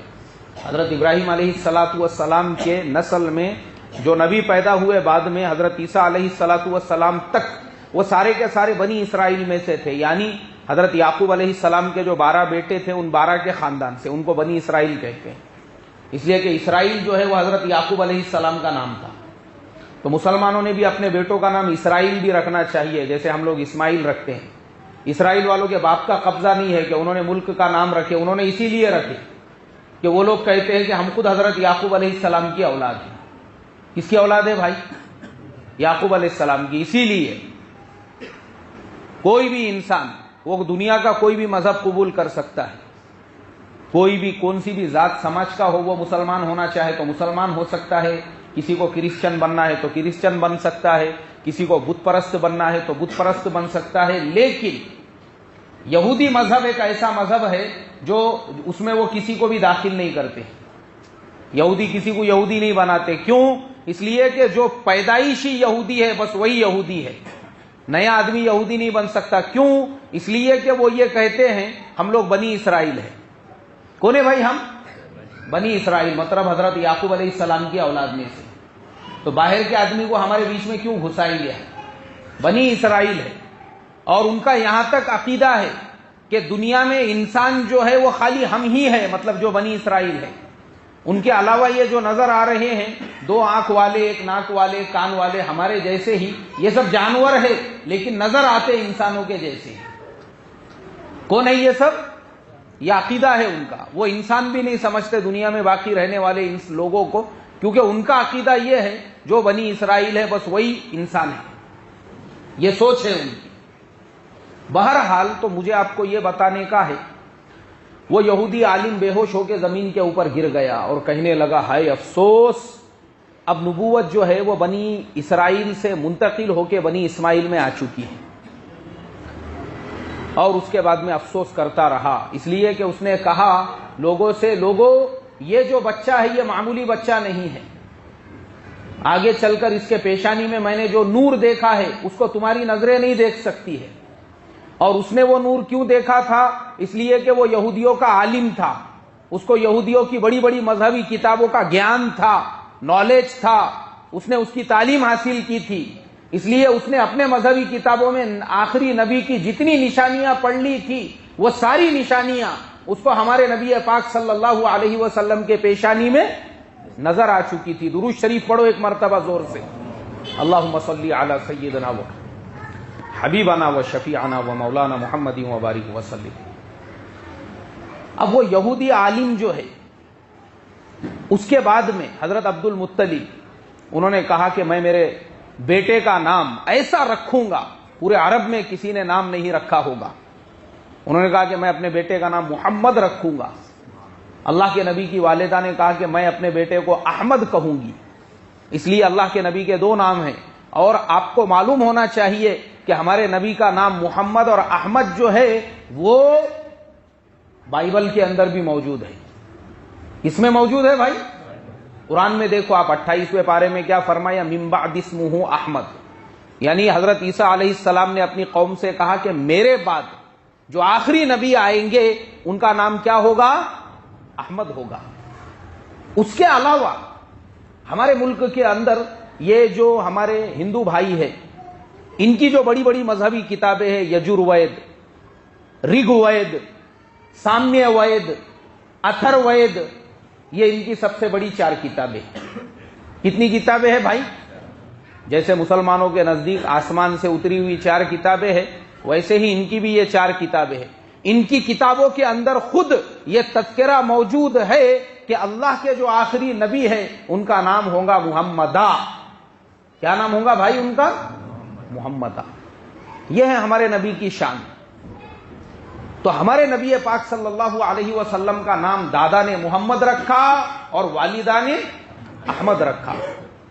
اب اللہ کے نبی صلی اللہ علیہ وسلم چھوٹے سے معصوم بچے، اس زمانے کے اندر چونکہ مکۃ المکرمہ آج بھی اگر آپ جائیں گے تو دیکھو بیت اللہ کے اطراف میں ایسی بڑی بڑی پہاڑیاں ہیں وہاں پر۔ آپ سوچو آج کے زمانے میں مکہ میں ایسی بڑی بڑی سنگلاخ پہاڑیاں ہیں، ریگستان ہے، آج سے 1450 سال پہلے کیا حال ہوگا؟ تو مکہ کے اندر چھوٹے بچے زندہ نہیں رہتے تھے، چھوٹے جو بچے ہیں وہ زندے نہیں رہتے تھے۔ جیسے ہمارے ہندوستان کے اندر بھی گورکھپور کا نام سنے کیا آپ لوگوں نے؟ ہاں، گورکھپور میں بھی چھوٹے بچے زندہ نہیں رہتے۔ کیوں نہیں رہتے بھائی؟ کیونکہ وہاں ایک بیماری چالو ہے، اب میں وہ بیماری کا نام بھول رہا ہوں، تو وہ بیماری کی وجہ سے چھوٹے بچے کیا ہو جاتے وہاں پہ؟ فوت ہو جاتے، ان کا انتقال ہو جاتا۔ آپ لوگوں نے پچھلے دنوں میں خبر تو پڑھے ہوں گے نا، وہاں پہ 200-250 بچے مر گئے تھے، اور ہمارے ایک مسلمان ڈاکٹر صاحب، ابھی میں ان کا بھی نام بھول رہا ہوں، وہ بیچاروں نے جو ہے فری میں مفت میں MBBS MD ڈاکٹر تھے جنہوں نے بچوں کا فری میں مفت میں علاج کرائے تھے۔ تو بہرحال مجھے آپ کو یہ مثال اس لیے دے کے سمجھانا پڑ رہا ہے تاکہ آپ کو سمجھ میں آئے، کیونکہ کچھ لوگ جو ہے وہ میرے سے بھی انہوں نے ایک سوال یہ کیا تھا کہ اللہ کے نبی صلی اللہ علیہ وسلم جب چھوٹے سے بچے تھے تو ان کو طائف کیوں بھیجا گیا، حبشہ کیوں بھیجا گیا؟ مطلب مکہ کے اندر مائیں اپنے بچوں کو دور کیوں بھیجتی تھی؟ تو اس کا یہ ریزن ہے، اس کی وجہ یہ ہے کہ مکے کے گرمی کی وجہ سے، مکے کے تپش کی وجہ سے لوگ اپنے چھوٹے بچوں کو اپنے ساتھ میں نہیں رکھتے تھے۔ طائف کی عورتیں، گرمی کا موسم جیسی شروع ہونے والا ہوتا تھا تو طائف کی عورتیں جو ہے وہ مکہ میں آ جایا کرتی تھی، اور مکہ میں آنے کے بعد مکے کے اندر جس کے گھر میں چھوٹے چھوٹے بچے پیدا ہوئے ہیں وہ عورتیں ان بچوں کو لیتی اور ان کو اپنے ساتھ میں لے کے طائف چلے جاتی، اور طائف لے جانے کے بعد میں پھر وہ بچے وہاں رہتے۔ پھر وہ طائف کا پورا علاقہ پہاڑ کے اوپر ہے، اور وہ پورا کا پورا علاقہ ٹھنڈا ہے، وہاں پہ پانی کی نہریں ہیں، وہاں پر ہرے بھرے باغات ہیں، وہاں پہ انگور کے باغات ہیں، انجیر کے باغات ہیں، ماشاءاللہ وہاں پہ کسی قسم کی کوئی کمی نہیں ہے۔ مطلب طائف جو ہے وہ عرب کا مہابلیشور اور اوٹی ہے۔ کیا ہے بھائی وہاں کا؟ وہ ہاں، وہاں کا مہابلیشور ہے وہ عرب کا۔ تو چونکہ وہاں گرمی نہیں ہوتی اس لیے طائف کی جو عورتیں، اور طائف جو ہے نا، طائف یہ کسی گاؤں کا نام نہیں ہے، یہ طائف ایک ریجن کا نام ہے۔ کائے کا نام ہے بھائی؟ یہ ایک ریجن مطلب ایک پورے علاقے کا نام ہے، ایک پورے ایریے کا نام ہے۔ جیسے مراٹھواڑہ پورے ایک علاقے کا نام ہے، کسی گاؤں کا نام ہے کیا مراٹھواڑہ؟ ودربھا کسی گاؤں کا نام ہے کیا؟ یہ ایک پورے ریجن کا نام ہے۔ کوکن یہ کسی گاؤں کا نام نہیں، ایک ریجن کا نام ہے یہ۔ ایسے ہی عرب کے اندر، سعودی عرب کے اندر طائف جو ہے یہ پورا 700 کلومیٹر کا ایریا ہے۔ کتنے کلومیٹر کا ہے بھائی؟ 700 کلومیٹر کا۔ جو طائف ہے وہ اپنی جگہ پر ہے، لیکن اس کے اطراف میں یہ جو پورا ایریا ہے پہاڑوں کے اوپر جو ایک دم ٹھنڈا ہے، ہرا بھرا ہے، انگور کے باغات، انجیر کے باغات وہاں پہ اس زمانے میں بھی ہوا کرتے تھے۔ تو یہ پورا کا پورا جو طائف کا علاقہ ہے یہ ایک دم اوپر اونچائی پہ جو ٹھنڈا علاقہ ہے، کتنے کلومیٹر کا ہے یہ؟ 700 کلومیٹر کا۔ پورے اسکوائر کلومیٹر میں اگر اس کو گنیں گے تو تقریباً 700 کلومیٹر کا طائف کا ایریا ہے۔ تو وہ طائف کے دیہاتوں سے اور وہ طائف کی عورتیں وہ مکہ میں آیا کرتی تھی، مکہ میں آنے کے بعد مکے کے بچوں کو اپنے ساتھ میں لے جایا کرتی تھی۔ اب آئے طائف کی عورتیں جو ہے وہ آئی مکہ کے اندر، انہوں نے بچوں کو لیا۔ بڑے بڑے گھرانوں کے جو بچے ہوا کرتے تھے، پیسے والوں کے جو بچے ہوا کرتے تھے، سرداروں کے جو بچے ہوا کرتے تھے، ان کے بچوں کو انہوں نے لے لیا، اور ان کے بچوں کو لینے کے بعد وہ طائف کی جو عورتیں تھیں خوش ہو گئی وہ کہ چلو میرے پاس میں فلانے قبیلے کا، اور میرے پاس میں فلانے مالدار کا، اور میرے پاس میں جو ہے فلانے سردار کا بچہ ہے۔ ان کو یہ لگا کہ ایسوں کے بچوں کو اگر ہم لے کر جائیں گے تو ہمیں دینار بھی ملیں گے، درہم بھی ملیں گے، پیسے بھی ملیں گے، اناج بھی ملے گا، بہت ساری چیزیں ملیں گی۔ مگر میرے محترم دوستو، ہمارے آقا حضرت محمد مصطفیٰ صلی اللہ علیہ وسلم چونکہ یتیم تھے، دنیا میں آنے سے پہلے ہی والد محترم کا سایہ وہ سر سے اٹھ چکا تھا، اس لیے علماء نے کتابوں میں لکھا ہوا ہے کہ اللہ کے نبی صلی اللہ علیہ وسلم کو طائف کی کسی بھی عورت نے نہیں لیا، کسی بھی عورت نے۔ عورتیں جانتی تھی کہ اگر ہم اس یتیم بچے کو لیں گے تو اس کا دادا ہے، زیادہ سے زیادہ ہم کو کیا دیں گا، اس کے لیے اللہ کے نبی صلی اللہ علیہ وسلم کو طائف کی کسی بھی عورت نے لیا نہیں۔ اور دائی حلیمہ جو تھی وہ بیچاری خود ایک کمزور عورت تھی، ان کی اونٹنی کمزور تھی۔ وہ جب مکے کی طرف آ رہی تھی تو ساتھ کی عورتیں کہنے لگی کہ ارے حلیمہ، یہ اونٹنی تیری مشکل لگ رہا ہے کہ واپسی کے سفر میں زندہ رہے، اس لیے کہ یہ تو اتنی کمزور ہو چکی ہے۔ میرے محترم دوستو، دائی حلیمہ کو بھی کسی نے بچہ نہیں دیا۔ کیوں؟ وہ جس کے یہاں پر بھی بچہ لینے کے لیے جاتی تو چونکہ حضرت حلیمہ کو خود ایک بیٹی تھی جس کا نام شیمہ تھا، تو مسلمانوں نے بھی شیمہ نام رکھنا چاہیے۔ لوگ جو ڈیجیٹل نام پوچھتے ہیں نا آج کل، نیا نام دو، بولے نیا، تو یہ نام رکھو نا، کتنا اچھا نام ہے یہ، شیمہ۔ کیا نام تھا ان کا؟ شیمہ، اللہ کے نبی کی دودھ شریک بہن۔ تو دائی حلیمہ کی خود کی ایک بیٹی تھی، ان کا نام تھا شیمہ۔ لوگ کہتے ارے حلیمہ، تیری جو بیٹی ہے اس کا پیٹ نہیں بھرتا، ہمارے بچے کو لے جا کر تو اس کا کیا پیٹ بھرے گی؟ تو حضرت حلیمہ کو کسی نے بچہ دیا نہیں، کسی نے، اور اللہ کے نبی صلی اللہ علیہ وسلم کو لیا نہیں، کسی نے بھی لیا نہیں۔ اب اس کے بعد حضرت حلیمہ جو تھی ان کو پتا چلا کہ مکہ کے اندر ایک بچہ ایسا بھی ہے جس کو کسی نے بھی نہیں لیا، اور وہ یتیم بچہ ہے۔ تو حضرت حلیمہ وہ آئی حضرت آمینہ کے پاس، اور آنے کے بعد انہوں نے یہ کہا کہ دیکھو آپ کا جو یتیم بچہ ہے، چلو میں اسی کو لے کر جاتی ہوں، کم سے کم اس یتیم کی دعائیں مجھے مل جائے گی، بھلے اس کے والد نہیں ہیں جو خزانوں سے میری جھولی بھر دے، لیکن میں اس بچے کو لے کر جاؤں گی۔ میرے محترم دوستو، لکھا ہے علماء نے، حضرت حلیمہ رضی اللہ تعالی عنہا، انہوں نے جیسے ہی اللہ کے نبی صلی اللہ علیہ وسلم کو اپنے ہاتھوں میں اٹھایا، ان کے بدن میں ایک نئی انرجی پیدا ہو گئی، ایک طاقت پیدا ہو گئی۔ وہ خود فرماتی ہے کہ جیسے ہی میں اللہ کے نبی صلی اللہ علیہ وسلم کو لے کر چل رہی تھی تو مجھے ایسا لگا میں کوئی اور حلیمہ ہوں۔ اللہ تعالیٰ نے میرے بدن میں ایسی طاقت پیدا کر دی۔ اب اس کے بعد حضرت حلیمہ جو ہے ان عورتوں کے پاس پہنچی جو عورتیں بچے لینے کے لیے آئی تھی، ان کے پاس میں جب پہنچی تو پہنچنے کے بعد وہ عورتیں کہنے لگی ارے حلیمہ، تو ایک یتیم بچے کو اٹھا کے لے کر آئی ہے، اس سے تیرا کیا فائدہ ہوگا، کیا بھلا ہوگا؟ حضرت حلیمہ نے کہا دیکھو، یہ کوئی ایسا ویسا بچہ نہیں ہے، یہ کوئی ایسا معمولی بچہ نہیں ہے، اس بچے کی جو طاقت ہے اور اس بچے کے ساتھ اللہ کی جو مہربانیاں ہیں وہ تو میں اس کو ہاتھ میں اٹھاتے ہی دیکھ چکی ہوں، اس کی برکتوں سے اللہ تعالیٰ نے میرے جسم میں ایک نئی طاقت پیدا کر دی۔ اب حضرت حلیمہ کی وہ اونٹنی جب آ رہی تھی تو عورتیں کہنے لگی کہ تمہاری اونٹنی واپس بھی جائے گی یا نہیں۔ جیسے ہی حضرت حلیمہ اس کے اوپر سوار ہوئی، اس اونٹنی کے اندر بھی ایک نئی انرجی، نئی طاقت پیدا ہو گئی۔ سارے اونٹنیوں سے آگے وہ اونٹنی دوڑنے لگی، اس لیے کہ وہ اونٹنی جس کے بارے میں یہ کہا جاتا تھا یہ زندہ رہے گی بھی یا نہیں، اب دو جہانوں کے سردار وہ اس اونٹنی کے اوپر بیٹھے ہوئے تھے۔ پڑھو ایک مرتبہ درود شریف، اللہم صلی علی سیدنا۔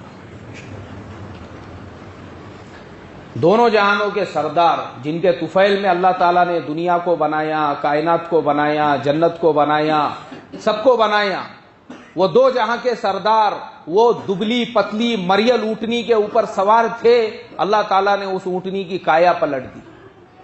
اب صرف اونٹنی کا مسئلہ حل نہیں ہوا، حضرت حلیمہ جس علاقے سے لے کر اللہ کے نبی صلی اللہ علیہ وسلم کو گزر جاتی، وہ علاقہ اگر وہاں پہ سوکھا پڑا ہوا ہے تو سرسبز و شاداب ہو جاتا۔ اس علاقے کے جو کنویں ہیں جن کا پانی ایک دم تل کو لگ چکا تھا، اللہ کے نبی صلی اللہ علیہ وسلم کے صرف گزرنے کی برکت سے اس کا پانی جو ہے وہ اوپر سے نیچے گرنا شروع ہو جاتا۔ یہ ہمارے نبی پاک صلی اللہ علیہ وسلم کی برکتیں۔ حضرت حلیمہ جب اللہ کے نبی صلی اللہ علیہ وسلم کو لے کر اپنے قبیلے میں پہنچی، وہاں پر جب گئی، وہاں پہ فاقہ پڑا ہوا تھا، دشکار پڑا ہوا تھا۔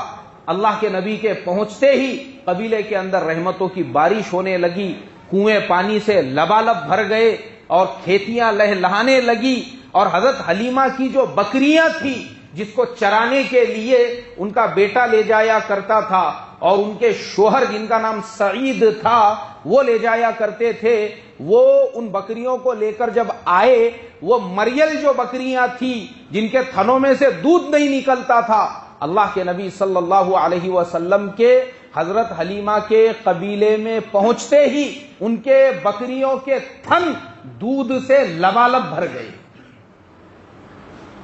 اب وہ ان کے جو شوہر تھے سعید، وہ دودھ نچوڑنے لگے تو دودھ کے سارے برتن جتنے بھی تھے نا گھر میں، سارے برتن بھر گئے دودھ سے۔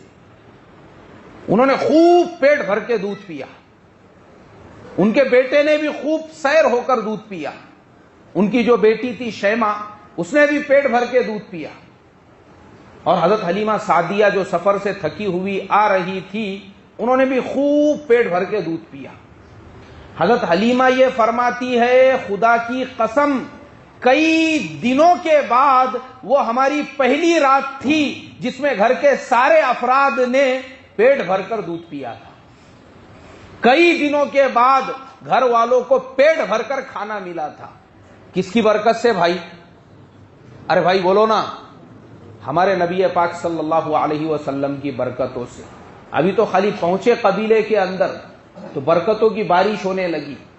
اب ہمارے نبی پاک صلی اللہ علیہ وسلم حضرت حلیمہ کے قبیلے میں انہی کے ساتھ میں رہنے لگے۔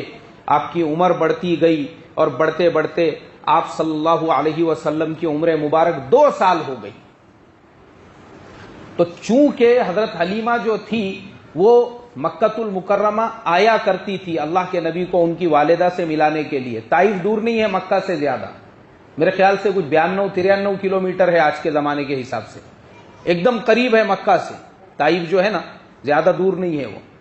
تو وہ زمانے میں بھی حضرت حلیمہ سعدیہ جو ہے وہ مکہ آیا کرتی تھی اللہ کے نبی صلی اللہ علیہ وسلم کو ان کی والدہ سے ملانے کے لیے۔ اللہ کے نبی کو ان کی والدہ سے ملاتی، اللہ کے نبی اور وہ کچھ دن وہاں پہ گزارتے مکہ میں، اس کے بعد پھر واپس سے حضرت حلیمہ اللہ کے نبی صلی اللہ علیہ وسلم کو لے کر اپنے قبیلے میں چلے جاتی۔ اللہ کے نبی صلی اللہ علیہ وسلم کی عمر مبارک 4 سال ہو گئی، اور 4 سال جب آپ کی عمر مبارک ہو گئی اس وقت میں اللہ کے نبی صلی اللہ علیہ وسلم بھی حضرت حلیمہ کے بیٹے کے ساتھ میں وہ بکریوں کے ساتھ میں قریب میں ہی بکریاں چرا کرتی تھی، جایا کرتے تھے۔ تو یہ جو حضرت شیمہ تھی انہوں نے اللہ کے نبی کے بدن پر ایک مرتبہ کاٹ دیا تھا، تو اس کا نشان بھی تھا، یہ میں آپ کو آخری میں سناؤں گا۔ جب طائف فتح ہو گیا، فتح مکہ کے بعد، اس وقت میں یہی شیمہ جو تھی، شیمہ بنت حلیمہ سعدیہ، ان کو قیدی بنا کے لایا گیا تھا اللہ کے نبی کے پاس، اور انہوں نے کہا کہ میں آپ کی بہن ہوں۔ اللہ کے نبی نے نشانی پوچھی، انہوں نے کہا کہ بچپن میں ہم دونوں بکریاں چرایا کرتے تھے، اس وقت میں نے اپنے دانتوں سے آپ کے بدن پر کاٹا ہے، اس کا نشان موجود ہے۔ اللہ کے نبی نے فرمایا تم نے بالکل صحیح، بالکل حق فرمایا، اور آپ نے اپنی چادر نکالی اور اس کو بچھا دیا، اور یہی جو شیمہ بنت حلیمہ تھی ان کو اس کے اوپر بٹھایا، صرف بٹھایا نہیں بلکہ وہ غزوہ حنین کا جو غنیمت کا مال تھا اس میں سے ایک باندی ان کے حوالے کی، بہت سے دینار اور درہم ان کو دیے اور اکرام کے ساتھ میں ان کو رخصت کیا۔ تو اللہ کے نبی بچپن میں، ابھی تو شروعات میں ہے، یہ بہت آخر میں آنے والا ہے، ان کے ساتھ میں بکریاں چرانے جایا کرتے تھے۔ اب عمر بڑھنے لگی آپ کی، تقریباً 6 برس اللہ کے نبی صلی اللہ علیہ وسلم کی عمر ہو گئی۔ تو ایک مرتبہ جنگل میں بکریاں چرا رہے تھے، حضرت جبریل علیہ السلام آئے، انہوں نے اللہ کے نبی صلی اللہ علیہ وسلم کے سینہ مبارک کو شق کیا، مطلب اس کو کھول دیا، دل کو باہر نکالا، اس کو زمزم کے پانی سے دھوا، اور دھونے کے بعد میں وہ لوگ چلے گئے۔ اب یہ جو حضرت شیمہ تھی اور ان کا ایک بھائی تھا، دوڑتے دوڑتے ان کی والدہ کے پاس آئی اور ان سے یہ کہا کہ امی جان، ہمارے مکہ والے جو بھائی ہے، ہم نے عجیب حادثہ اور واقعہ دیکھا کہ سفید لباس میں کوئی آئے اور انہوں نے جو ہے ان کو لٹا دیا اور وہ بے ہوش ہو گئے۔ بس اتنا انہوں نے دیکھا، بچے تو بھاگ گئے تھے۔ حضرت حلیمہ سعدیہ کو فکر ہوئی، وہ سوچنے لگی یہ دوسرے کی امانت ہے، اگر اس بچے کو کچھ ہو گیا تو پھر میں کہاں سے ذمہ داری ادا کروں، اس لیے بہتر یہ ہے اب اس بچے کو اس کی والدہ کے حوالے کر دیا جائے۔ تو 6 سال تک اللہ کے نبی صلی اللہ علیہ وسلم نے طائف میں حضرت حلیمہ سعدیہ کے قبیلے میں اپنے زندگی کے گزارے، اور 6 سال کے بعد حضرت حلیمہ ان کو مکہ المکرمہ میں آپ کی والدہ کے پاس لا کر چھوڑ کے چلے گئی۔ اب چونکہ عمر تھوڑی بڑی ہو گئی تھی، اور میں نے شروع میں بتایا کہ عورتیں طائف میں اپنے بچوں کو کیوں رکھتی تھی، اس لیے کہ مکہ میں ٹیمپریچر 50 کے اوپر بچے زندہ نہیں رہتے تھے، اور طائف جو ہے وہ ایک دم ٹھنڈا ہرا بھرا علاقہ تھا، اس لیے وہاں پہ، اور دوسری بات یہ تھی کہ طائف والوں کی جو عربی ہے مکے والوں سے زیادہ فصیح ہوتی تھی۔ 6 برس کی عمر کے بعد حضرت آمنہ رضی اللہ تعالی عنہا، انہوں نے ارادہ کیا کہ چلو اب اپنے رشتہ داروں کو، خاندان والوں کو ملنے کے لیے مدینہ منورہ کا سفر کریں۔ حضرت عبداللہ کا جب وصال ہوا تھا، میں بتانا بھول گیا آپ کو کہ حضرت عبداللہ نے کچھ اونٹنیاں اور ایک باندی جن کا نام ام ایمن تھا، ام ایمن، وہ ام ایمن جو باندی تھی وہ چھوڑ کر ان کا انتقال ہوا۔ دیکھو کتنا اچھا نام ہے، ام ایمن۔ آج ہمارے زمانے میں ہم لوگ ایسے نام نہیں رکھتے اپنے بچوں کے، حالانکہ ایسے نام رکھنا چاہیے۔ اور ایمن جو ہے وہ لڑکے کا نام ہے، اور ام ایمن جو ہے وہ کس کا نام ہے؟ وہ لڑکی کا نام ہے۔ دونوں نام کا آپ استعمال کر سکتے ہیں۔ تو اپنی باندی حضرت ام ایمن ایک اونٹنی کے ساتھ میں وہ مدینہ پہنچی، اور مدینہ پہنچنے کے بعد رشتہ داروں سے ملاقات کی، اور رشتہ داروں سے ملنے ملانے کے بعد کچھ مہینے وہاں پہ قیام کیا، اور اس کے بعد میں انہوں نے واپس سے جو ہے اپنا سفر مکہ المکرمہ کی طرف جاری کر دیا۔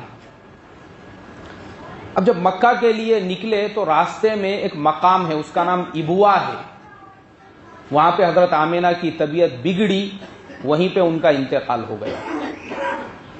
میرے محترم دوستو، آپ تصور نہیں کر سکتے، ہمارے نبی پاک صلی اللہ علیہ وسلم والدہ کا وصال اور انتقال ہو چکا ہے، وہ بھی ایک بیابان کے اندر، ساتھ میں کون ہے؟ کوئی بھی نہیں ہے، ایک باندی ہے۔